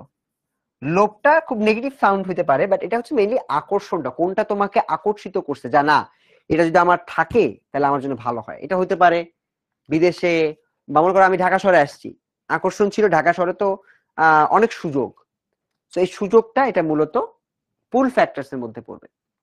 আর পুশ ফ্যাক্টরস হচ্ছে যেটা বিকর্ষণমূলক, যেটা মানুষ অ্যাকচুয়ালি নিজে থেকে যায় না, জোর করে সে তাকে ওখানে পাঠানো হয়েছে। একটা এক্সাম্পল কি? এটার এক্সাম্পল হচ্ছে মনে করো কোথাও একটা যুদ্ধ লাগছে, যুদ্ধের সময় বাংলাদেশের মানুষ কি করছিল? ইন্ডিয়াতে চলে গেছিল না? তো ইন্ডিয়াতে যারা চলে গেছে এরা কিন্তু জোরপূর্বক গেছে, কারণ বাংলাদেশে তখন থাকার অবস্থা ছিল না। তো এটা একটা পুশ ফ্যাক্টর। সহজ, সায়েন্সের ম্যাথের থেকে সহজ না? যারা সায়েন্সের আছে তারা একটু আমাকে বলো। সো এক্ষেত্রে পুল ফ্যাক্টরস এবং পুশ ফ্যাক্টরস তুমি যদি আইডিয়া করো, এটা মূলত মাইগ্রেশনের দুই রকমের কারণ হিসেবে আমরা চিহ্নিত করতে পারি। প্রশ্ন কেমন আসছে ভাই? এখান থেকে প্রশ্ন আসা হচ্ছে, তোমাদেরকে বলবে একটা উদ্দীপক দিবে, উদ্দীপকটা থেকে তোমাকে চিহ্নিত করতে হবে এটা পুশ ফ্যাক্টর না পুল ফ্যাক্টরস, এবং ওটাকে পরে কম্পেয়ার করতে হবে, লিখে বুঝাইতে হবে যেটা কোনটা এবং কেন। অনেক সময় প্রশ্ন করে কোনটা অ্যাকচুয়ালি ভালো, এটা দিয়ে প্রশ্ন করে, তো এটাও তোমরা একটু পড়ে ফেলবা। আচ্ছা, সো অভিগমনের কারণ আমরা দেখলাম, এবার একটা আমরা দেখি আমি যেগুলো বলছি এগুলোর বাইরে আর কিছু আছে কিনা। অভিগমনের আকর্ষণমূলক কারণের মধ্যে ওরা কয়েকটা জিনিস বলছে, মানে আকর্ষণ মানে কোন কোন কারণে মানুষ লোভটা ফিল করতে পারে। এটা তোমার একটা হতে পারে, মনে করো একটা হতে পারে যে উর্বর কৃষি জমি, এটা মনে রাখতে হবে একদম, ঠিক আছে। একটা হচ্ছে উর্বর কৃষি জমি হইতে পারে, খনিজ ও শক্তি সম্পদের ভান্ডার হইতে পারে, তারপর মনে করো আরামদায়ক জলবায়ু, যেমন তোমরা অনেকে মনে করো না যে ভাই আমরা ইয়াতে যাব, আমরা হচ্ছে সুইডেন চলে যাব বা ইউরোপ চলে যাব, ওখানকার আবহাওয়াটা খুব ঠান্ডা, হ্যাঁ ইউরোপে চলে যেতে চাই, আমি আর বাংলাদেশে থাকতে চাই না। অনেকে উচ্চতর শিক্ষা, যেমন মনে করো আমি যদি মাস্টার্স, আমি যদি বিশ্ববিদ্যালয় পড়া শেষে যদি আমি মাস্টার্সে চলে যেতে চাই বাইরে কোথাও, যে না বাইরের আমি খুব ভালো একটা কথা আমি আমার উচ্চ শিক্ষাটা করব, সেটাও কিন্তু অবশ্যই একটা পুল ফ্যাক্টর হিসেবে কাজ করবে, যে আমি চাচ্ছি বাইরের একটা ভালো বিশ্ববিদ্যালয় থেকে মাস্টার্স ডিগ্রিটা আনতে, সেটা একটা পুল ফ্যাক্টরস। তারপর হচ্ছে ইকোনমিক সুযোগ সুবিধা, এটা আসলে সব থেকে বেশি গুরুত্বপূর্ণ, হ্যাঁ মানে ইকোনমিক সুযোগ সুবিধা এটাই মানুষ সবচেয়ে বেশি আশা করে, হ্যাঁ যে বিদেশ যাব, টাকা কামাবো, ফ্যামিলিকে পাঠাবো, বলে না? আশেপাশে কেউ বলছে কখনো? এই যে কথাটা, এটাও কিন্তু অ্যাকচুয়ালি পুল ফ্যাক্টরস এর মধ্যে পড়ে। ওকে অ্যাকচুয়ালি খুব মানে মানে ইচ্ছা দেখিয়ে বা খুব তোমার মানে কি বলবো, এটা অ্যাকচুয়ালি সুযোগ সুবিধার কথা বলে মূলত মানুষকে নেওয়া হয়। তো এগুলো সহজ ব্যাপার, এটা তুমি বুঝতে পারতেছো। আর অভিগমনের কারণ কি? শুধু যুদ্ধ, আমার মাথায় শুধু যুদ্ধ আসছে, যুদ্ধ ছাড়া কি আর কিছু আছে বলতো? যুদ্ধ ছাড়া কি আর কিছু আছে? আমার মাথায় যুদ্ধ এক্সাম্পল আসছিল, বাট যুদ্ধের থেকে বাইরে অনেক কিছু আছে। যুদ্ধ থেকে ইম্পর্টেন্ট কি আছে দেখো, সেটা হলো হঠাৎ করে মনে করো বন্যা খরা হয়ে গেছে বা মহামারী হয়েছে, করোনার সময় কিন্তু অনেক মানুষ শিফট করছে, ঢাকা থেকে শহরে গ্রামের দিকে চলে গেছে। মনে করো ভূমিকম্প হয়েছে কোনো একটা এলাকায়, এবং ওই ভূমিকম্পের কারণে আমরা কি করছি, আমরা চলে গেছি, যাতে ভূমিকম্প প্রবণ এলাকায় আমি থাকতে পারি না, জাপান থেকে অনেক মানুষ শিফট করে চলে গেছে। দারিদ্রতা হইতে পারে, মনে করো তোমার রাজনৈতিক দাঙ্গা হইতে পারে, রাজনৈতিক দালা লেখা আছে দাঙ্গা হবে, মনে করো রাজনৈতিক খুব একটা মানে কোনো একটা রাজনৈতিক দল কোনো একটা গ্রুপকে খুব হেনস্থা করতেছে, তখন তারা কিন্তু মাইগ্রেট করে চলে আসে। তো আমরা এই উচ্চতর বা যে অভিগমনের কারণগুলো আছে, একটা পজিটিভ একটা নেগেটিভ, এই দুইটা জিনিসকে কিন্তু আমরা এখানে পেতে পারি। আচ্ছা, সো এই যে অনেকে তোমরা দেখতেছো না, জিনিসটা অনেক সহজ তোমাদের জন্য, যারা আমার নাম এতক্ষণ ধরে বলতেছিল, জিজ্ঞেস করতেছিলা লিমন ভাইয়া, লিমন ভাইয়া, ভাই আপনার নাম কি, জিওগ্রাফি কেমনে পড়ে, জিওগ্রাফি কি সহজ নাকি কঠিন? তো তোমাদের জন্য আমি এবং সৌরভ, আমরা দুজনই আছি জিওগ্রাফিতে, সাথে আছে সিমেন্স ভাইয়া। তো তোমাদের অনলাইন ব্যাচ কিন্তু আমাদের চলতেছে, এবং সেখানে আমি থাকবো, তোমাদের সৌরভ ভাই পড়াচ্ছে, এবং আজকের ক্লাসটার মতো সহজেই তোমাদেরকে আমরা জিওগ্রাফির যত কঠিন চ্যাপ্টার আছে ওগুলা ক্লিয়ার করে পড়াই দিব, ঠিক আছে? তো যেহেতু আজকে ক্লাসটা যারা তোমরা করতেছো, আজকে ক্লাসটা তোমরা যারা করতেছো, সেখান থেকে যদি তোমরা যেহেতু খুব টাইম নিয়ে তোমরা ক্লাসটা করতেছো, এবং আমার ক্লাসটা যেহেতু তোমরা করছো, তো তোমরা যদি লিমন এইচএসসি 27, এখানে দেখো লিমন এইচএসসি 27, আমার নাম হচ্ছে লিমন, আমার নাম অনেকক্ষণ ধরে জিজ্ঞেস করতেছিল না, এইটা যদি তোমরা ব্যবহার করো কোর্সটা কেনার সময়, 3000 টাকার কোর্সটা তোমাদেরকে 2000 টাকায় দিয়ে দিবে। সো 1000 টাকার ডিসকাউন্ট যদি তোমরা চেয়ে থাকো, যদি ভর্তি হতে চাও, এই 1000 টাকার গিফটটা তোমরা আমাদের নাম ব্যবহার করলে পাবা। তো আমি তোমাদের লিমন ভাইয়া, এটা তোমরা লিখে নাও, লিখা হয়ে গেলে আমাকে একটু বলো যে ভাই লিখে ফেলছে, তাহলে আমি চেঞ্জ করে ফেলবো। ছোট হাতের সব দেখো, লিমন এইচএসসি 27, এটা লিখে যদি তুমি প্রোমো কোড ব্যবহার করো, তাহলে তোমাকে 1000 টাকা ডিসকাউন্ট দিবে, ঠিক আছে? অথবা তুমি 1691 তে কল করতে পারো। বাট এখানে ডিসকাউন্ট থেকে বড় ব্যাপার হচ্ছে জিওগ্রাফি টপিক কিন্তু অনেক, যেহেতু টপিক অনেক, তোমাকে আসলে রেগুলার পড়তে হবে। আর আমাদের কিন্তু এটা 8 মাসের মধ্যে তোমাদের বইটা আমরা ইনশাল্লাহ কমপ্লিট করে দিব, 8 মাসে। এবং এই 8 মাসের মধ্যে আমাদের কিছু অনেকগুলো রিভিউ ক্লাস থাকবে, আমাদের কিন্তু অনেক কিউএনএ ক্লাসও হয়, কোশ্চেন অ্যান্সার ক্লাসও হয়। সো যারা যারা ভর্তি হও নাই, তারা অবশ্যই দ্রুত ভর্তি হয়ে যাইতে পারো, ঠিক আছে? আর তোমরা চাইলে ফুল কোর্সটাও কিনতে পারো, শুধু জিওগ্রাফি না কিনে তোমরা জিওগ্রাফি প্লাস ইকোনমিক্স কিনতে পারো। এই জিওগ্রাফি প্লাস ইকোনমিক্স দুইটাই কিনতে পারো, যেখানে আমি আমার সৌরভ ভাই আছে, আমি আছি, কাইফ ভাই আছে, ঠিক আছে, সিমেন্স ভাই আছে, তো ইয়া ভাই আছে। এই সব ভাইকে নিয়ে তোমরা যোগান 27 ইউজ করে তোমরা কিন্তু খুব ইজিলি ইকোনমিক্স এবং জিওগ্রাফি দুইটা মিলিয়ে একসাথে কিনতে পারবা, সেটাও কিন্তু তোমাদের জন্য লাভ হবে। বোঝা গেছে? আচ্ছা, সো ঠিক আছে, কোর্সের কথা শেষ। তোমরা এটা তোমাদের জন্য বলা যাতে তোমরা ভর্তি হয়ে যাইতে পারো এবং তোমাদের পড়াশোনাটা তোমরা কন্টিনিউ করতে পারো। এবার আসো আমরা যাই অভিগমনের আরো কিছু কারণে। আমরা পুশ এবং পুল ফ্যাক্টরস নিয়ে পড়াশোনা করছি, তাই না, যে কোনটা পুশ করে কোনটা পুল করে। এবার আমরা আসবো হচ্ছে অভিগমনের কারণে, causes of migration. Causes of migration, অভিগমনটা আমরা কেন করি? একটা হচ্ছে অর্থনৈতিক কারণ, এগুলো সহজ, জাস্ট আমি দেখাই দিব। একটা হইতে পারে অর্থনৈতিক কারণ, মনে করো তুমি চাও আমি অনেক ভালো একটা চাকরি করব, বা মনে করো আমি আমার ভালো একটা বেতন থাকবে। অনেকে দেখো না সৌদি আরব যায়, গিয়ে কাজ করে তোমার হচ্ছে ওয়ার্কিং ভিসাতে। সো এই কাজগুলো করার কারণ কি? তারা টাকা কামাইতে চায়। যাদের ইকোনমিক্স নাই তারা ডাইরেক্ট জিওগ্রাফি কিনে 1000 টাকা ডিসকাউন্টে লিমন এইচএসসি 27 লিখলেই ভর্তি হয়ে যেতে পারবা। ঠিক আছে, এটা কিন্তু বেশি দিন থাকবে না, সো আর্লি ভর্তি হয়ে যেও। সামাজিক কারণ হইতে পারে, মনে করো তোমার সোশ্যাল আইডেন্টিটি তুমি মিলাতে পারতেছো না। মনে করো কালচারালি তুমি চিন্তা করতেছো যে বাংলাদেশের সাথে আমার কালচার মিলতেছে না ভাই, আমি ইউরোপ চলে যাব, ইউরোপের কালচারের সাথে আমি মিলে, আমার চিন্তা ভাবনা ওদের সাথে মিলে, সো আমি সামাজিক কারণে যাইতে পারি। আমার জীবনযাত্রার লাইফের স্ট্যান্ডার্ডটা আমি বাড়ানোর জন্য আমি যেতে পারি। সো আমার মাল্টিপল রিজনস থাকতে পারে যেটার উপর ভিত্তি করে আমি অভিগমন করতে চাই। আরো আছে, দেখো শিল্পের উন্নয়ন হতে পারে, যে সকল জায়গায়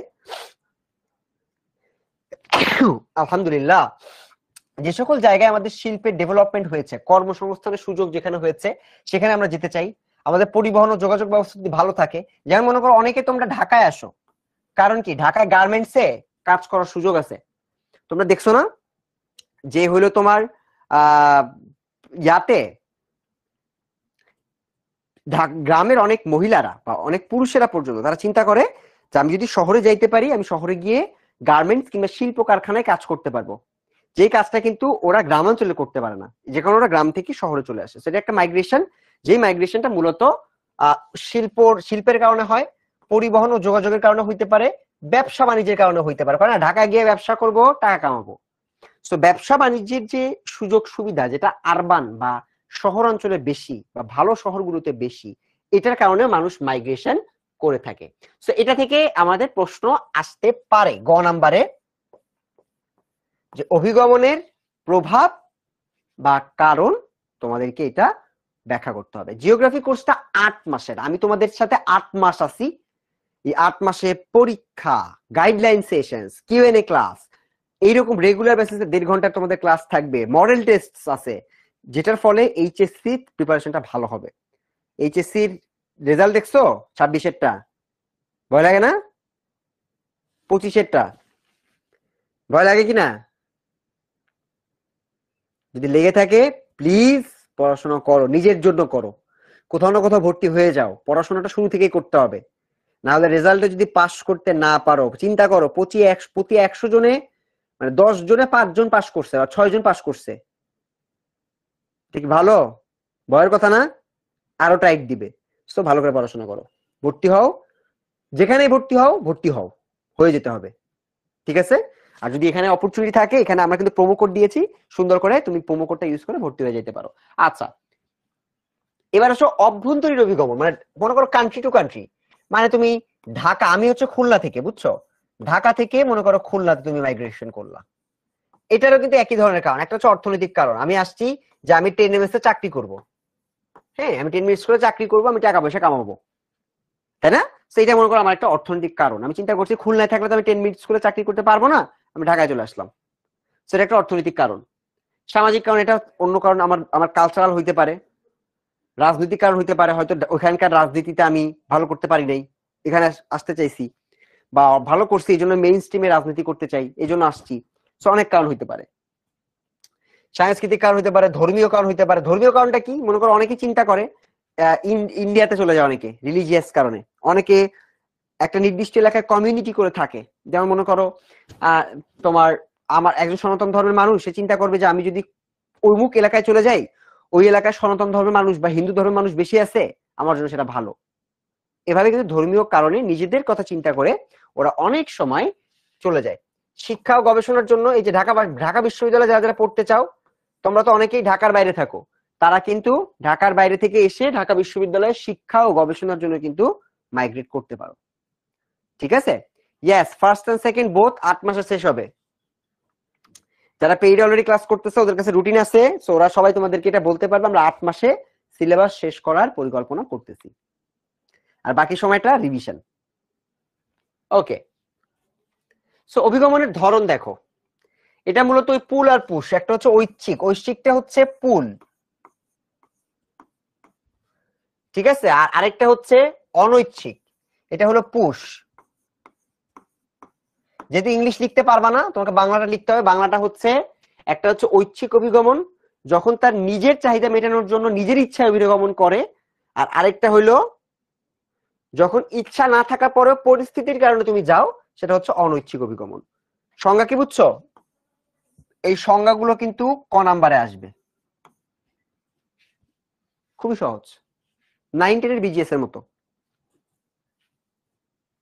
ঠিক আছে, আচ্ছা এবার আসো,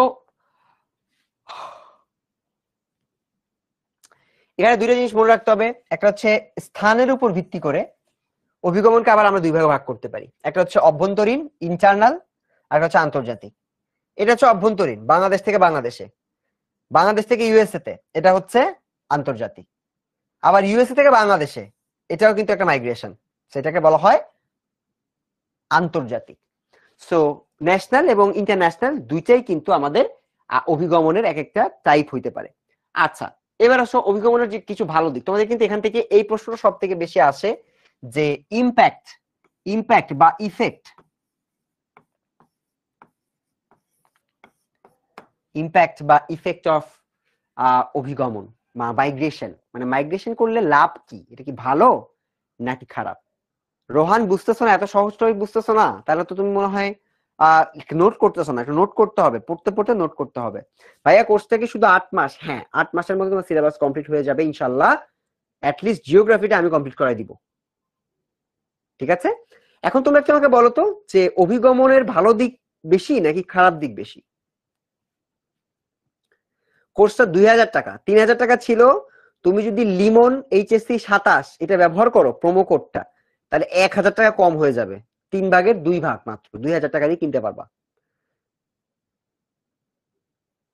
এটা তো অবশ্যই লাভজনক, তাই না? আচ্ছা বলো, 2000 টাকা, মাত্র 2000 টাকা। তো এটা কি ভালো বেশি নাকি খারাপ বেশি? অভিগমন বা মাইগ্রেশনের প্রভাব, এটা কি ভালো বেশি না খারাপ বেশি? তোমাদের কি মনে হয়? তোমাদের ব্রেনটা একটু খাটাও। না 8 মাস করাবো কোর্সটা? ভাইয়া এটা বেশি। ওকে ঠিক আছে, তোমার কথাটা শুনলাম। পরের জন বলো। ক্লাস 9:30 শেষ, 9:30 শেষ। ভাইয়া এমসিকিউ পাবো আজ না? আজকে এমসিকিউ আছে কিনা আমরা দেখবো। আগে আমাকে বলো, যেটা প্রশ্ন করছি এটা বলো। সেটা হচ্ছে অভিগমনের প্রভাব, এটা কি খারাপ নাকি ভালো? তোমাদের কি মনে হয়, ভালো নাকি খারাপ? অভিগমনের কিন্তু প্রভাবটা মোস্টলি ভালো, বাট এটার অনেক অনেক খারাপ দিক আছে। ভালো জিনিসগুলো কি আছে মনে করো? ভালো দিক হচ্ছে একটা অর্থনৈতিক প্রভাব হয়, জনসংখ্যার উপর প্রভাব পড়ে, সামাজিক প্রভাব পড়ে। এটা কি ভালো? না, এটা সবসময় ভালো না। মনে করো অর্থনৈতিক প্রভাবটা, এখানে দুইটা স্টেক হোল্ডার আছে। স্টেক হোল্ডার মানে দুইজন মানুষ আছে। একজন হচ্ছে যে অভিগমন করলো, ঠিক আছে, মনে করো এই লোকটা অভিগমন করছে, আর এইটা হলো কান্ট্রি, এই দেশে অভিগমন করছে। তো যে অভিগমন করছে তার, সে হয়তো নতুন নতুন টাকা ইনকাম করতে পারবে, বাট এই লোকটা কিন্তু ওই দেশের ক্ষেত্রে, ওই দেশের যে স্থানীয় লোকজন আছে তাদের জন্য একটা বার্ডেন হয়ে যেতে পারে। তাদের জনসংখ্যাটা কিন্তু বাইরে বেড়ে যেতে পারে, আর জনসংখ্যা বাড়লে তাদের দেশের অভ্যন্তরীণ বিভিন্ন সমস্যা হইতে পারে। সামাজিক প্রভাব কি? সামাজিক প্রভাব হচ্ছে আমি যদি কোনো একটা দেশে যাই, আমার থেকে ওদের দেশের মানুষ আমার কালচারটা শিখবে না, ওদের কালচারটা আমি শিখবো না, সেক্ষেত্রে কিন্তু সামাজিক একটা ব্যালেন্সও আছে। এখানে মূলত নেগেটিভ ইম্প্যাক্টটা কান্ট্রির জন্য হয়, পজিটিভ ইম্প্যাক্টটা বা ভালো ইম্প্যাক্টটা ওই মানুষটার জন্য হয়। কারণ আমি যদি বাংলাদেশ থেকে ইউএসএ তে যাই, ওদের যত সমস্যা হোক আমার তো ভালো, এভাবে চিন্তা করলে, তুমি যদি চিন্তা করো, হ্যাঁ, কারণ আমি ভালো চাকুরি পাবো, ভালো লেখাপড়ার সুযোগ পাবো, তাই না? আর ওদের জন্য আমি অনেক সময় একটা বোঝা হয়ে যাইতে পারি। সো এক্ষেত্রে কিন্তু জনসংখ্যার অভিগমনের কিছু কিছু গুরুত্বপূর্ণ ভালো দিক, এটা জনগণের স্টুডেন্টের পার্সপেক্টিভ থেকে চিন্তা করলে এটা ভালো, বাট কান্ট্রির পার্সপেক্টিভ থেকে চিন্তা করলে এটা কিন্তু অনেক সময় প্রভাব হইতে পারে। দিয়া বলছে কোর্সের সাথে কি বুক আছে? অবশ্যই। বুক না, এটা হলো একটা লেকচার শিট, লেকচার নোট, যেটা সিমেন্স ভাই বানাচ্ছেন, ওটা তোমাদেরকে দেয়া হবে। আচ্ছা, পরিবেশগত প্রভাব, এই যে মনে করো বাংলাদেশে এখন যত লোক আমরা বসবাস করি, কেউ যদি অভিগমন করে, বাংলাদেশ বাদ দাও, মনে করো ঢাকা, ঢাকা বাংলাদেশের একটা পৃথিবীর মধ্যে অবসবাসযোগ্য, মানে বসবাস করা যায় না এরকম জায়গাগুলোর মতো একটা। তার মানে কি ঢাকা কিন্তু ভালো পরিবেশে নাই, কারণ সবাই ঘুরে ফিরে ঢাকায় যায়, কোটি কোটি মানুষ ঢাকায় বসবাস করতেছে। সো অভিগমনের ফলে পরিবেশের প্রভাবটা সিরিয়াস। কোর্সের সাথে বুক আছে, কোর্সের সাথে লেকচার নোট আছে, যেটা পড়লে তোমাদের কভার হয়ে যাবে। ঠিক আছে, ওকে। জৈবিক পরিবর্তন, জৈবিক পরিবর্তন হলো ওই এলাকার বিভিন্ন ধরনের ন্যাচারাল যে পরিবর্তনগুলো আছে সেই পরিবর্তনগুলোকে বোঝানো হয়েছে। সো এখানে ভালো খারাপ এটা তোমাদের উপর, তোমরা তোমাদের মতো করে বানায় লিখতে পারবা। কেউ যদি ভালো লিখতে চাও ভালো লিখতে পারবা, খারাপ লিখতে চাইলে খারাপ লিখতে পারবা, বাট ইউজুয়ালি এটা কিন্তু অনেকগুলো প্রভাব তোমার সমাজে ফেলে থাকে। এটা হচ্ছে বাংলাদেশের জনসংখ্যার একটা গ্রাফ। দেখো,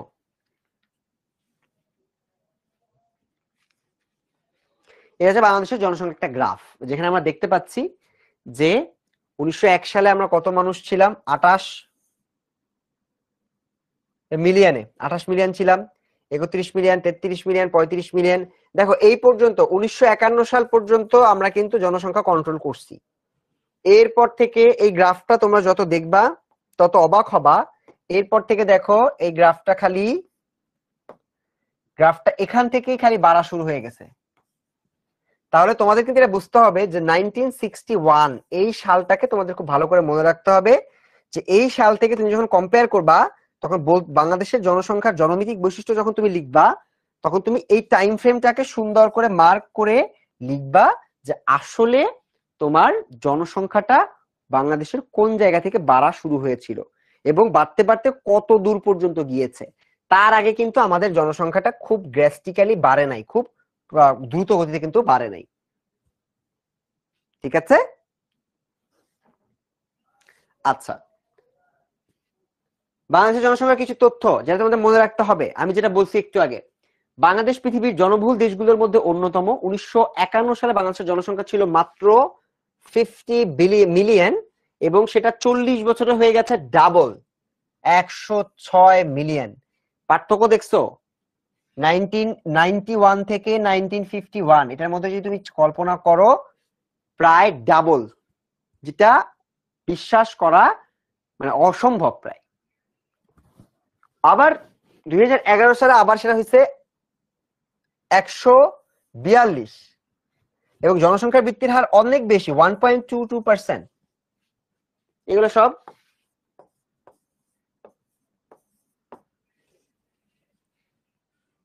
গ্রাফটা বইতে ছিল, বই থেকে দেখো, বাট আমি তোমাদেরকে যে এখানে গ্রাফটারই ব্যাখ্যা আছে, সেটাই তোমাদেরকে একটু বুঝতে হবে যে বাংলাদেশের জনসংখ্যাটা কখনো এরকম খুব সবল মানে একদম একটা নির্দিষ্ট গতি মেইনটেইন করে কিন্তু বাড়ে নাই, কখনো কম বাড়ছে, কখনো হঠাৎ করে বাড়ছে। সো এখানে মূলত জনসংখ্যার এই চেঞ্জটা অনেকগুলো কারণে হইতে পারে। এইখানে দেখো ঘনত্বটা কিভাবে বাড়ছে। তুমি চিন্তা করতে পারো বাংলাদেশে 1975 সালে মাত্র 483 জন করে মানুষ 1 কিলোমিটারে থাকতো। 2018 সাল এটা 3 ডাবল হয়েছে, 1278।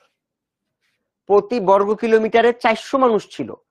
মানে এখন যদি তোমার বাসার পাশে 3টা ঘর থাকে, তখন আগে একটা ঘর ছিল।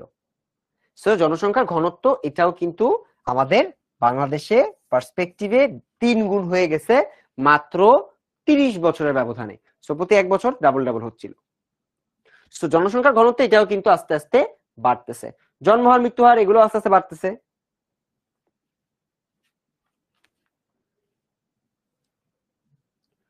এই দেখো জন্মহারটা 18, এটা আসলে 18.9, তারপর একটু বাড়ছে, তারপর আবার একটু কমছে। এখানে 4, 5, 5.1। সো মাঝখানে আমরা দেখতে পাচ্ছি 2011 সালের এই দশকটাতে একটু বাড়ছিল, আবার পরবর্তীতে একটু একটু করে কমে গেছে। ঠিক আছে, ওকে, এটাও ঘনত্বের তথ্যগুলো লাগবে না। এবার আমরা যাব হচ্ছে বাংলাদেশের বয়স কাঠামো। তোমাদের কি মনে হয়, তোমাদের কি মনে হয় যে বাংলাদেশে কি, এটা আমি তোমাদেরকে আগে না দেখাই, বাংলাদেশে কি পুরুষের সংখ্যা বেশি না নারীর সংখ্যা বেশি? বলো, বাংলাদেশে কি পুরুষের সংখ্যা বেশি না নারীর সংখ্যা বেশি? কি মনে হয়, ছেলে বেশি আমরা নাকি মেয়ে বেশি? আয়েশা তুমি বলো, মানসুরা তুমিও বলতে পারো, অথবা রোহান বলতে পারো যে বাংলাদেশে কি নারী বেশি না পুরুষ বেশি আমাদের মধ্যে? এক্ষেত্রে তোমাদেরকে এই ডেটাটা দেখতে হবে যে বাংলাদেশে 0 থেকে 4 সব থেকে বেশি আছে হচ্ছে 25 থেকে 54 বছর। এই যে এই ফ্রেমটা একটু দেখো,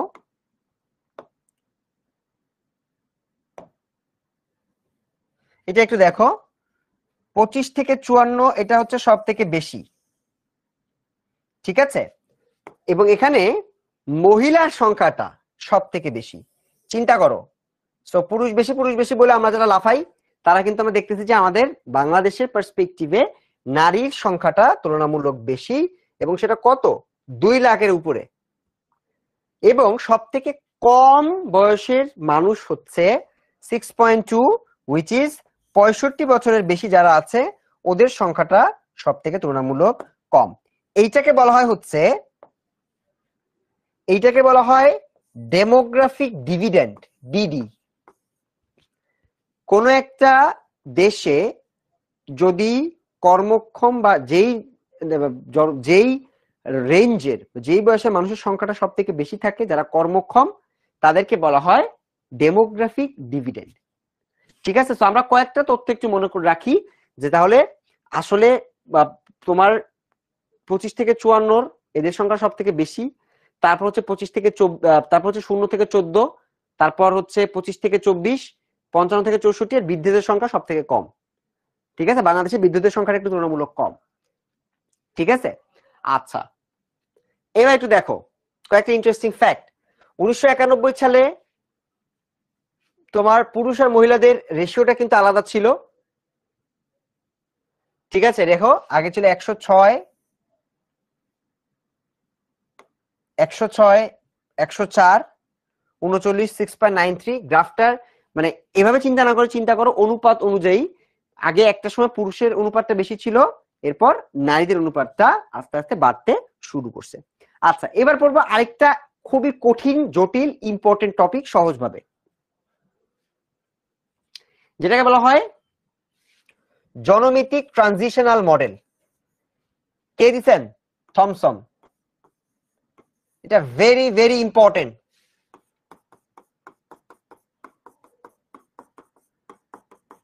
এটা ভেরি ভেরি ইম্পর্টেন্ট। ঠিক আছে, ডেমোগ্রাফিক ট্রানজিশনাল মডেল বা জনমিতিক ট্রানজিশনাল মডেল, এটা সুন্দর করে বুঝতে না পারলে, সারা জীবন মুখস্থ করার চেষ্টা করলে কিন্তু পারবা না, এটা বুঝতে হবে। এবং যারা আজকে এটা বুঝতে পারবা, তারা সবাই এই ক্লাসের স্ক্রিনশট নিয়ে, তোমাদের এইচএসসি 27 একটা গ্রুপ আছে না, আজকে ক্লাসে তোমাদের কেমন লাগতেছে যদি বুঝতে পারো, অবশ্যই স্ক্রিনশট নিয়ে তোমরা লিখবা, একটা সুন্দর রিভিউ লিখতে পারো, তোমাদের এক্সপেরিয়েন্স লিখতে পারো, আমি কিন্তু এটা পড়বো এবং কমেন্টে এসে তোমাদেরকে জানাবো। ঠিক আছে, আচ্ছা, জনমিতিক ট্রানজিশনাল মডেল এটা মানে কি ভাইয়া? এটা তো বুঝতেছি না, ট্রানজিশনাল মডেল মানে কি? ট্রানজিশনাল মডেল হলো, ট্রানজিশন মানে কি?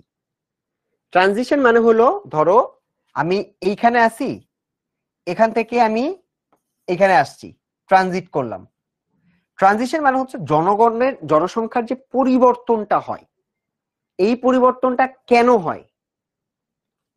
থমসন, এই ভদ্রলোক বলছে, কোন একটা দেশের জনসংখ্যা মোট 4টা ধাপে পরিবর্তন হয়। পৃথিবীর প্রায় সবগুলো দেশকেই সে এই ফ্রেমের মধ্যে আনছে। সে বলছে বিশ্বের যতগুলা কান্ট্রি আছে, সবার জনগণের যে পরিমাণটা বা ট্রানজিশনটা, এটা এই 4টা স্টেপের মধ্য দিয়েই হয়েছে। প্রথম স্টেপটা হচ্ছে উচ্চ জন্মহার উচ্চ মৃত্যুহার, মানে প্লাস প্লাস। অধিক জন্মহার মৃত্যুহার হ্রাস, তার মানে প্লাস মাইনাস। মৃত্যুহার ও জন্মহার উভয় সমান, উভয় হ্রাস, মানে মাইনাস মাইনাস। মৃত্যুহারের তুলনায় কম জন্মহার, এটা হলো প্লাস মাইনাস। বুঝলাম না ভাইয়া, এটা আমি কেমনে বুঝবো? এটা মনে রাখাটা খুবই কঠিন, বাট তুমি যদি আমার স্টোরিটা, আমি এখন যে স্টোরিটা বলবো, এটা যদি তুমি মনে রাখো, তাহলে তোমার জন্য এটা নিজে বানায় লেখাটা, নিজে স্ট্রাকচারটা বানানো তোমার জন্য সহজ হয়ে যাবে। কিভাবে? 4টা কালকে বলা হয়, একটা হচ্ছে প্রাক শিল্পায়ন কাল, মানে শিল্পায়নের আগে, একটা হচ্ছে শিল্পায়নের কাল, নগরায়নের কাল, শেষ পর্যায়ে। এবার বুঝো, ও বলছে যে একটা দেশের জনসংখ্যার পরিবর্তন প্রাথমিকভাবে প্রাক শিল্পায়নের কালে, এটাতে জন্ম এবং মৃত্যু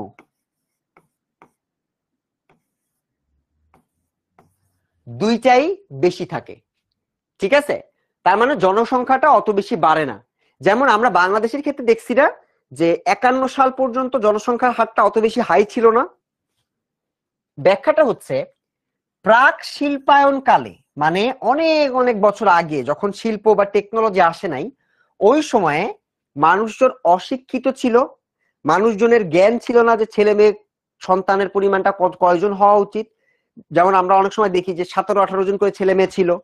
তো সেক্ষেত্রে যেহেতু তারা এডুকেটেড ছিল না, সচেতন ছিল না, তাদের সন্তান জন্মের হারটা অনেক বেশি ছিল। একই সাথে যেহেতু জন্ম বেশি নিত এবং তখন টেকনোলজি অত ভালো ছিল না, এখন তো ক্যান্সারেরও ট্রিটমেন্ট হয়, তখন জ্বরেরও ট্রিটমেন্ট হওয়ার মতো জিনিসপাতি ছিল না, যে কারণে তখন মৃত্যু হারও বেশি ছিল। তো তোমরা এখন তাহলে কি বুঝতেছো? আচ্ছা ঠিক আছে, তার মানে একটা দেশ যখন একদম শুরুতে থাকে, যখন তার টেকনোলজি থাকে না, মানুষজন অশিক্ষিত থাকে, মানুষের মধ্যে জ্ঞানের ঘাটতি থাকে, তখন জন্মহার তো বেশি হবেই, মৃত্যু হারও বেশি হবে। জন্মহার মৃত্যু হার যখন দুইটাই বেশি, তখন কিন্তু জনসংখ্যাটা অত দ্রুত বাড়ে না, কারণ একদিকে জন্ম হচ্ছে একদিকে মারা যাচ্ছে। তাহলে কি জন্মহারটা এবং মৃত্যু হারটা একদিকে বাড়তেছে একদিকে কমতেছে, তার মানে জনসংখ্যাটা স্থির থাকলো। First step. এরপর আস্তে আস্তে আসলো শিল্পায়ন কাল। এই শিল্পায়ন কালটাতে আমরা আস্তে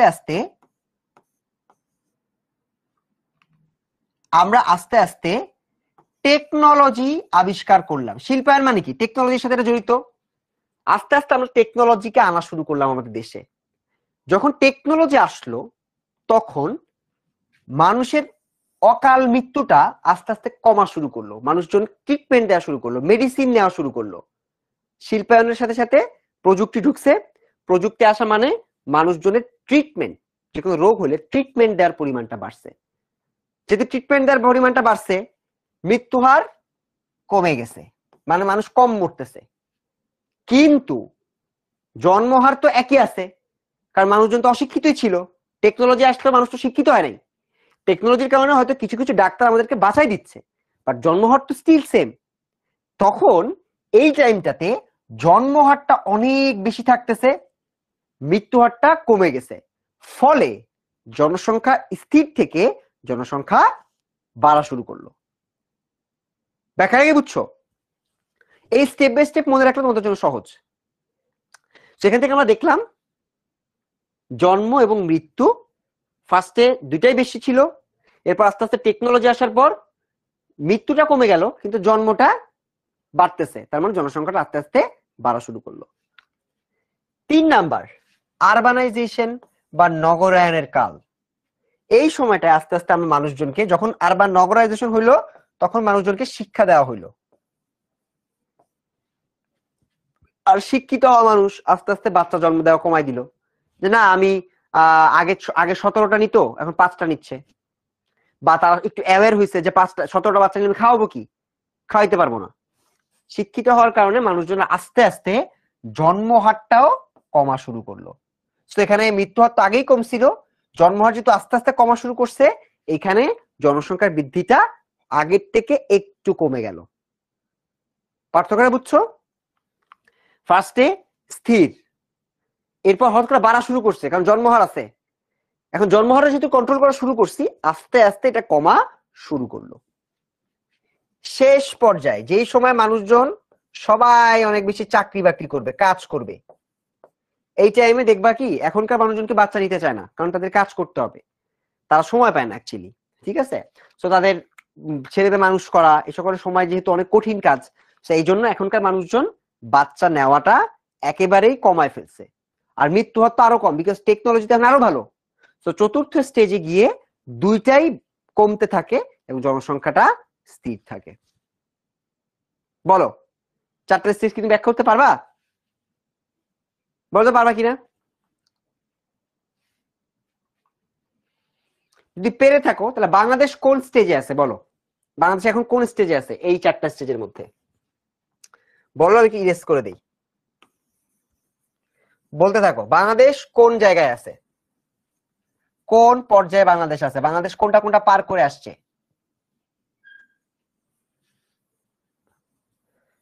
বলো, বলতে পারবা?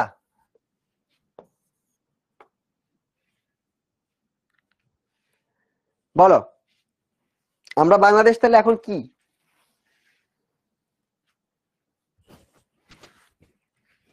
আমরা কি শিল্পায়নকালে আছি? মানে আমাদের কি জন্মহারটা অনেক বেশি, মৃত্যুটা কম? নাকি আমরা নগরায়নের কালে আছি, যেখানে আমরা একটু একটু করে এডুকেটেড হচ্ছি, একটু একটু করে কন্ট্রোল করতেছি? নাকি আমরা শেষ পর্যায়ে চলে আসছি, যে আমাদের জন্মহার এবং মৃত্যুহার দুইটাই এখন খুব দ্রুত গতিতে কমতেছে, সমস্যা নাই? বলো, তোমরা বলতে, আমি অ্যান্সার বলে দিব। ঈশা বলতেছে শেষ পর্যায়ে, ওকে ঈশা। সুমি বলতেছে সেকেন্ড স্টেপ। মারিয়া বলতেছে নগরায়ন, মানে 3-এ আছি। হালিমা বলতেছে 3। আয়েশা সিদ্দিকা বলতেছে সব সব না, একটা পার হয়ে আরেকটা আসতে হয়, এটা পার হয়ে এটা আসতে হয়, এটা পার হয়ে এটা আসতে হয়, এটা পার হয়ে এটা আসতে হয়। অয়ন মিয়া বলতেছে 3 নাম্বারে আছি নগরায়নে, ওকে। তারপর হালিমা খাতুন বলছে 3 নাম্বারে আছে, ওকে। জাসিয়া বলছে 3 নাম্বারে আছে। রোহান স্প্যামিং করতেছে, রোহান স্প্যামিং না করে উত্তর দাও। রশিদ খান বলছে 3 হবে মেবি, ইয়েস। কারেক্ট অ্যান্সার হচ্ছে আমরা আছি হচ্ছে এই নগরায়ন কালে। তার মানে আমাদের জনগণ তো বৃদ্ধি এটা পাচ্ছিল, সো আমরা এটাকে একটু একটু কমানো শুরু করছি, মাইনাস করা শুরু করছি, ফলে আমাদের জন্ম আর মৃত্যু এখন কাছাকাছি লেভেলে আসছে। এখান থেকে আমরা যাব শেষ পর্যায়ে, যেখানে আমাদের জন্মহার এবং মৃত্যুহার আরো ফুল স্পিডে কমবে এবং আমাদের জনসংখ্যাটা তুলনামূলক স্থির হবে। রোহানের অ্যান্সারটা হয় নাই, রোহান আমরা এখনো পর্যন্ত ওই স্টেজে যাই নাই, 4 নাম্বারে। ঠিক আছে, ওকে। এই যে জনসংখ্যার জনমিতিক মডেলটা ওই লোকটা দিছে, এটা কিছু ক্রিটিসিজম আছে, সমালোচনা আছে, মানে মানুষজন এটা পছন্দ করে নাই অনেকে। কেন করে নাই চলো আমরা একটু দেখি। মানুষজনের সমালোচনা করার উস্তাদ। তো দেখো ওরা কেন সমালোচনা করছে। এক হচ্ছে এই তত্ত্বটি অধিক যুক্তিযুক্ত বাস্তব বলে প্রমাণিত হলেও কতগুলো অনিশ্চিত ও অনিশ্চিত কতগুলো বিষয় অনিশ্চিত, এই তত্ত্বটি তাই নতুন নানাভাবে সমালোচিত হয়। যেমন ঐতিহাসিক ধারণার ভিত্তিতে এই মডেল দাঁড় করানো হয়েছিল, এর নির্দিষ্ট পরিসংখ্যানগত কোনো ভিত্তি নেই, মানে এটার এভিডেন্স নাই এইভাবেই যে হবে, পৃথিবীর কোন কোন দেশে এভাবে হয়েছে কোনো এভিডেন্স দেয় নাই। ও অ্যাকচুয়ালি ডেটা না দিয়ে শুধু থিওরি দিছে, সেই জন্য মানুষ বলছে না তোমারটা হয় নাই। 2 নম্বর হলো পরিবর্তনমূলক মডেলে অবাধ নীতিকে দৃঢ়তার সাথে বিশ্বাস করা হয়েছে, জনসংখ্যা নিয়ন্ত্রণের সরকারি প্রচেষ্টার কথা উল্লিখিত হয়নি। এটা মানে কি? ওর মডেলে কি বলছে, জনসংখ্যা তখনই কমে যখন আমরা সচেতন হই। এখানে যে লোকটা মডেল দিছে ও বলে নাই যে একটা রাষ্ট্র সরকার থেকে যদি এই যে চেষ্টা করা হয় এবং এই চেষ্টাগুলো কিভাবে করা হয় সেটা ওই মডেলের মধ্যে উল্লেখ করতে পারে নাই, ফলে এটাকে ক্রিটিসাইজ করা হয় যে না ভাই তুমি এটার মধ্যে সবকিছু ইনক্লুড করতে পারো নাই।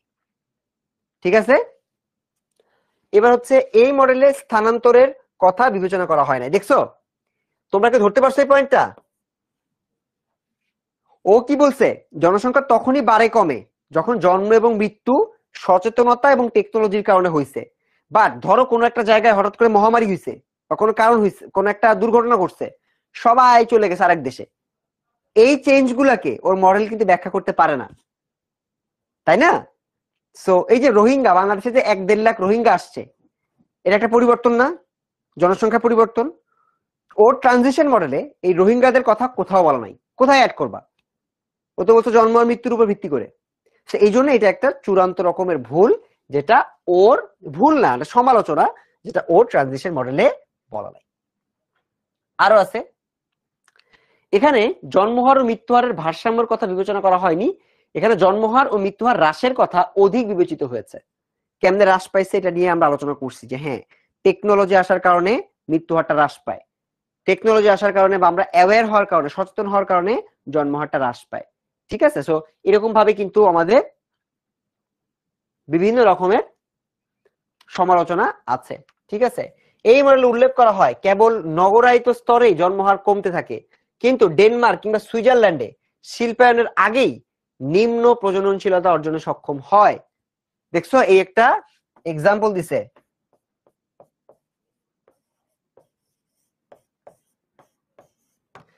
কি এক্সাম্পল দিছে?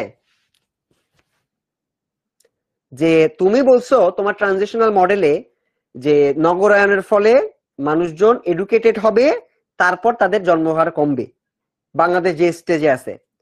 বাট লেখক যারা সমালোচনা করে ওরা বলতেছে ডেনমার্ক এবং সুইজারল্যান্ড ওদের নগরায়ন হওয়ার আগেই ওরা সচেতন ছিল, ওরা নিজের জন্ম নিয়ন্ত্রণ করছে, জনসংখ্যা নিয়ন্ত্রণ করছে।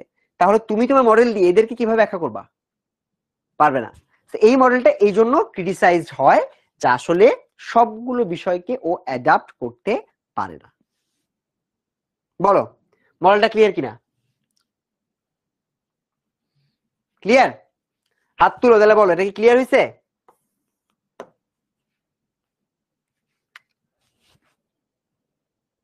বলতো, যাদের যাদের ক্লিয়ার হয়েছে তারা যদি জিওগ্রাফির এরকম সকল টপিক, মানচিত্র আঁকতে পারো, গ্রাফ আঁকতে পারো, ডায়াগ্রাম আঁকতে পারো, মানব ভূগোল পড়তে পারো, অনেক কঠিন টপিক আছে, সবগুলো সিমেন্স ভাইয়া, আমি এবং সৌরভ ভাইয়া 8 মাসের মধ্যে কমপ্লিট করে দিব। এবং এটা করার জন্য তোমাদেরকে অনলাইন ব্যাচে ভর্তি হইতে হবে। এই ফ্রি ক্লাসটাতে অলরেডি দেখছো ডেমোগ্রাফিক ট্রানজিশন মডেলটা খুব সুন্দর করে ব্যাখ্যা করলাম। সো এইরকম ভাবে তোমরা যদি সুন্দরভাবে সবকিছু ক্লিয়ারলি বুঝতে চাও তাহলে যোগ দিতে হবে 10 মিনিট স্কুল অনলাইন ব্যাচে এইচএসসি 27। তোমাদের জন্য এখন কিন্তু 1000 টাকার একটা ডিসকাউন্ট চলতেছে, মনে রাখবা। 3000 টাকায় ভর্তি হওয়া যাইতো, এখন লিমন এইচএসসি 27 এটা লিখে তোমরা ভর্তি হওয়ার চেষ্টা করলে 1000 টাকার একটা ডিসকাউন্ট পেয়ে যাবা। এবং আমি চাই তোমরা সবাই ভর্তি হয়ে যাও। আর রেজাল্টের যে বেহাল দশা এইচএসসিতে, যেখানেই হও ভর্তি হয়ে যাও এবং পড়াশোনা শুরু করো, ডোন্ট ওয়েস্ট ইওর টাইম। তাহলে দেখা যাবে পরবর্তীতে অ্যাটলিস্ট সিলেবাসটা কভার হবে।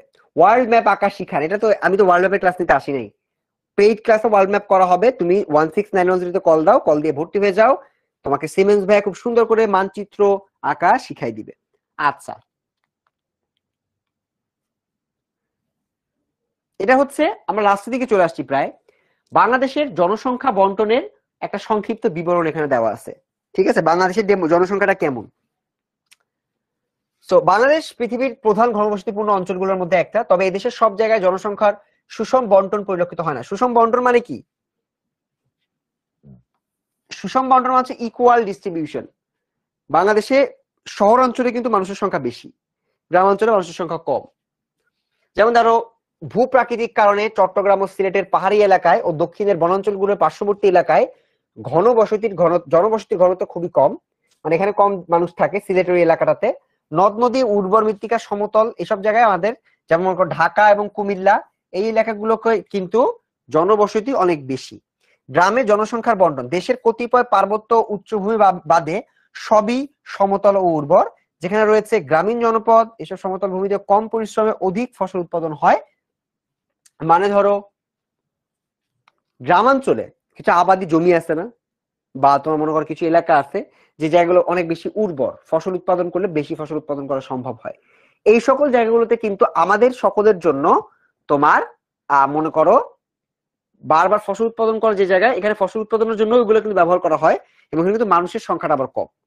ঠিক আছে, সো এইভাবে তোমাদেরকে কয়েকটা জিনিস একটু ডিস্ট্রিবিউশনের কয়েকটা রিজন আছে। নদ নদী হইতে পারে, পাহাড়ি এলাকা হইতে পারে, ভূপ্রাকৃতিক কারণ হইতে পারে, তারপর ভূমি সমতল নাকি উর্বর এটার কারণে হইতে পারে। এই প্রত্যেকটা জিনিসের কারণে মূলত বোঝা যায় বাংলাদেশের জনসংখ্যার ডিস্ট্রিবিউশনটা, মানে মানুষ সব এক জায়গায় থাকে না, সবাই ঢাকায় থাকে না, তার নিজের প্রয়োজন অনুযায়ী থাকে। এই যে যেমন দেখো যমুনা, মেঘনা, ব্রহ্মপুত্র প্রভৃতি নদী এবং এদের শাখা নদীগুলো দ্বারা পলি সঞ্চয়িত হয় বলে জমির উর্বর শক্তি নষ্ট হয় না। অধিক সার প্রয়োগ না করেও অল্প পরিমাণ অল্প খরচে গ্রামীণ অধিবাসীরা করতে পারে, সো উৎপাদন করতে সক্ষম হয়, তাই গ্রামাঞ্চলে লোকবসতির ঘনত্ব অধিক। আমি ভুল বলছি? শহরাঞ্চলে ঢাকা ব্যতীত গ্রামাঞ্চলের লোকবসতির ঘনত্বটা তুলনামূলক বেশি। তার কারণ নদীর পানির কারণে এখানে পলি জমা হয়, পলি জমা হওয়ার কারণে এগুলো উর্বর থাকে, উর্বর থাকার কারণে ওখানে বেশি ফসল উৎপন্ন হয়, ফলে কি ফলে কিন্তু ওখানে জনসংখ্যাটা বেশি। আমরা আগে পড়ছিলাম কি বাংলাদেশের 80% মানুষ, বাংলাদেশের কৃষক, তুমি পড়তে যা লিখছো 80% মানুষ গ্রামে বসবাস করে, এখন এটা হচ্ছে 75%, 5% মাইগ্রেট করে চলে গেছে। ঠিক আছে, এখন কিন্তু 80 লিখবা না, লিখবা 75% মানুষ হচ্ছে থাকে শহর গ্রামে আর 25% থাকে শহরে। কারণগুলো এখানে বলা আছে। ঠিক আছে, নদীর পলির কারণে, জায়গার উর্বরতার কারণে মূলত বিভিন্ন ধরনের বন্টন হইতে থাকে। সো দেখো, সো এখানে খুব সুন্দর কিছু তথ্য দিছে, তথ্যগুলো আমি তোমাকে বলে দিচ্ছি কোন তথ্যগুলো বেশি ইম্পর্টেন্ট। সেটা হচ্ছে বিশ্ব ব্যাংকে এদেশের শহরে বর্তমান জনসংখ্যার হার 35%। ঠিক আছে, এবং বাংলাদেশের শহরাঞ্চলে আর্লি স্টেজে ছিল মাত্র 8.8%।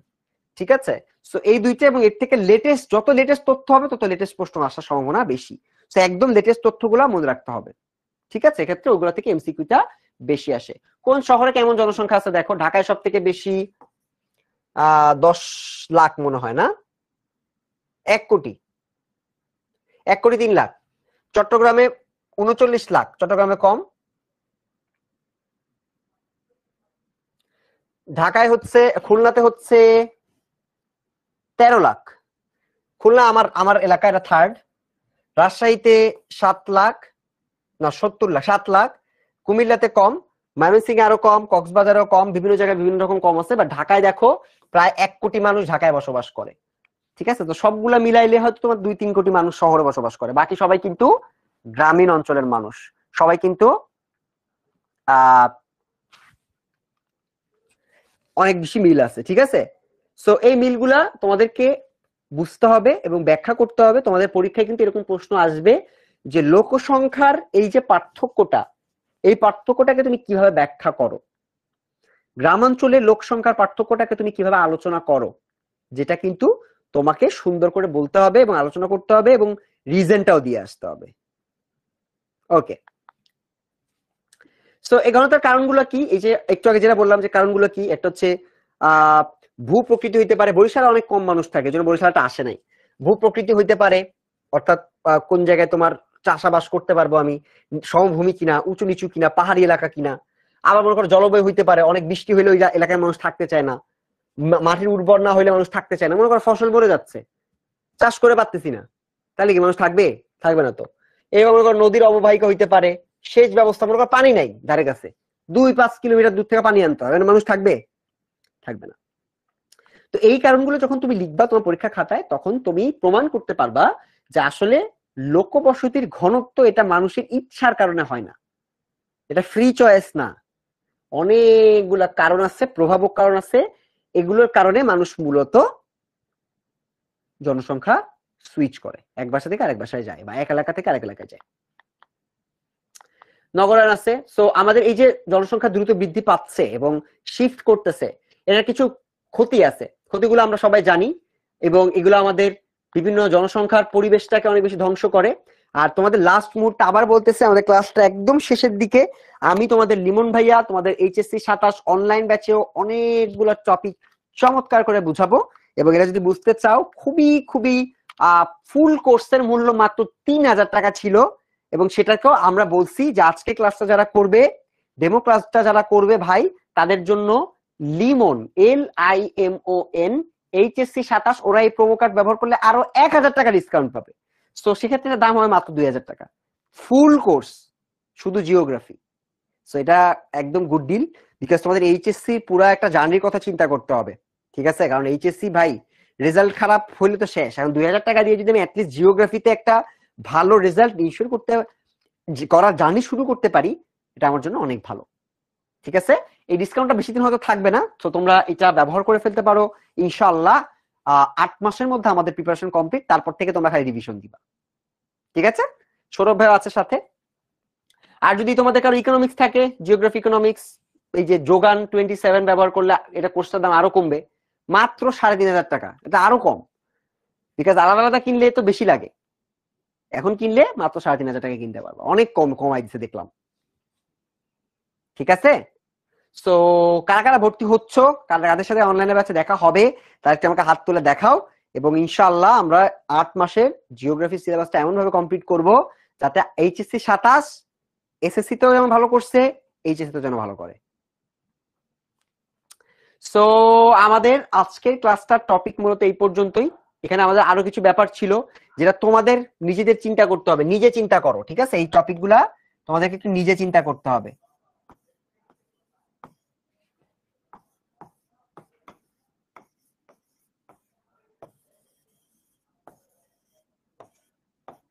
কি লেখা আছে দেখো, effects of fast population growth in Bangladesh, এটা তুমি নিজে চিন্তা করতে পারবা। জনসংখ্যার পরিবর্তন হলে কি হয়, এগুলো তোমরা সবই পারবা। তারপর মনে করো relation between natural resources and population, জনসংখ্যা বাড়লে ন্যাচারাল রিসোর্সের সমস্যা কি কি হয়, ভালো হয় না খারাপ হয়, ইম্প্যাক্ট কি ভালো কিনা। সো এই জিনিসগুলো কিন্তু তোমাদেরকে সুন্দর করে পড়তে হবে। এবার আসো পড়াশোনার বাইরে 3টা কথা বলি। একটা জিনিস হচ্ছে এসএসসি, তোমাদের ছোটবেলা থেকে তোমাদের মানুষজন বলছে না যে তুমি 5-এ ভালো করতে হবে, 5-এর রেজাল্টটা সব থেকে ইম্পর্টেন্ট। এরপর বলছে 8-এ তোমাদের জিএসসি তে ভালো করতে হবে, এটা সব থেকে ইম্পর্টেন্ট। এরপর এসএসসির আগে শুনছো এসএসসি সব থেকে ইম্পর্টেন্ট, এখন লিমন ভাই তোমাকে বলবে এইচএসসি সব থেকে ইম্পর্টেন্ট, তারপর মানুষ বলবে অ্যাডমিশন সব থেকে ইম্পর্টেন্ট, বলবে কিনা? আসলে এসএসসি আর এইচএসসি এই দুইটাই তোমার লাইফের সব থেকে লাইফ চেঞ্জিং একটা পরীক্ষা, দুইটা পরীক্ষা। কারণ তুমি যখন অ্যাডমিশনে যাবা, তোমার কাছে ওরা কি চাবে জানো? এসএসসি আর এইচএসসি সার্টিফিকেট। তোমার যদি এসএসসি আর এইচএসসি মিলায় 9 পয়েন্ট না থাকে, তুমি কোথাও পরীক্ষা দিতে পারবা না, ভালো ভালো জায়গায়। আমি যে বিশ্ববিদ্যালয়ে পড়ি ওখানে পরীক্ষা দিতে পারবা না, 9 পয়েন্ট লাগে। সো এসএসসি তে যারা তোমরা কোনোভাবে A+ মিস করছো, 5 মিস হয়ে গেছে, তাদের কিন্তু এইচএসসি তে অ্যাটলিস্ট 4.5 বা 5 পেতে হবে। এজন্য কি করতে হবে? পড়াশোনা মনোযোগ দিয়ে পড়ো না। জিওগ্রাফি সহজ সাবজেক্ট ভাইয়া, পারবো না, ইজিলি পড়াশোনা করার দরকার নাই। দেখতে দেখতে দেখবা ফার্স্ট ইয়ার শেষ। ফার্স্ট ইয়ার যখন শেষ হয়ে গেছে, প্র্যাকটিস করো নাই, মাথা খারাপ হয়ে গেছে, ভাই 1 বছরের মধ্যে এত বই কেমনে শেষ করব? বাংলা আছে, ইংলিশ আছে, ইকোনমিক্স আছে, জিওগ্রাফি আছে, সমাজ বিজ্ঞান আছে, সাইকোলজি আছে, অনেক অনেক কঠিন সাবজেক্ট। তোমাদের সব থেকে স্মার্ট স্টুডেন্টরা যেটা করে, এটা হলো শুরু থেকে পড়ে। একা পড়লে শুরু থেকে, কোচিং এ পড়লে শুরু থেকে, 10 মিনিট স্কুলে পড়লে শুরু থেকে তোমাদের ভর্তিটা হইতে হবে, ঠিক আছে? সো তোমরা ফাঁকিবাজি করো না, অনেক দিন চলে গেছে, পড়াশোনা শুরু হয়ে গেছে। আমাদের অনলাইন ব্যাচে কিন্তু অলরেডি 2-3টা চ্যাপ্টার, ফার্স্ট চ্যাপ্টার প্রায় শেষের দিকে সিমেন্স ভাই পড়াচ্ছে। সো এগুলা নিয়ে আমার মনে হয় তোমাদের উচিত এখনই চিন্তা করা, পড়াশোনা শুরু করা। বড় হয়ে গেছো, বাপ মার টাকা নষ্ট করে শুধুমাত্র এইচএসসি তে একটা খারাপ রেজাল্ট করো না, মন দিয়ে পড়াশোনা করো। আর মন দিয়ে পড়াশোনা করতে গেলে একটা প্রপার গাইডলাইন লাগবে। আমি ইনশাল্লাহ আসি তোমাদের সাথে। আমি আমার এইচএসসি তো আমার জিপিএ 5, এসএসসি তো জিপিএ 5 গোল্ডেন ছিল দুইটাতেই, এবং আমি আলহামদুলিল্লাহ এখন বিউপি তে পড়তেছি, এবং জিওগ্রাফি তোমার অ্যাডমিশনে অনেক হেল্প করবে, ঠিক আছে? অ্যাডমিশনের গাইডলাইনও পেয়ে যাবা। তো আশা করতেছি তোমাদের মধ্যে অনেকেই, তোমরা যারা এখনো ভর্তি হও নাই, কোথাও না কোথাও আমাদের এই 10 মিনিট স্কুলে ভর্তি পারো, অথবা যেখানেই হও দ্রুত ভর্তি হয়ে যাও। ইনশাআল্লাহ ক্লাসে তোমাদের সকলের সাথে দেখা হবে। তো আমি কিন্তু এই কথাগুলো তোমাদেরকে বলছি শুধুমাত্র আউট অফ কনসার্ন, বিকজ আমি কিন্তু তোমাদের অনেককেই এসএসসি তে জিওগ্রাফি পড়াইছি, এখানে আমার অনেক স্টুডেন্ট আছে, তোমাদেরকে আমি পড়াইছি। তো আমি চাইবো এইচএসসি তে আমি তোমাদেরকে পড়াই, এবং তোমাদের সবার সাথে দেখা হবে পেইড ব্যাচে, যেটাতে ভর্তি হইতে যে পেইড প্রোমো কোড দিয়ে দিলাম, সবাই ভর্তি হয়ে যেও, দেখা হবে ইনশাআল্লাহ। আল্লাহ হাফেজ।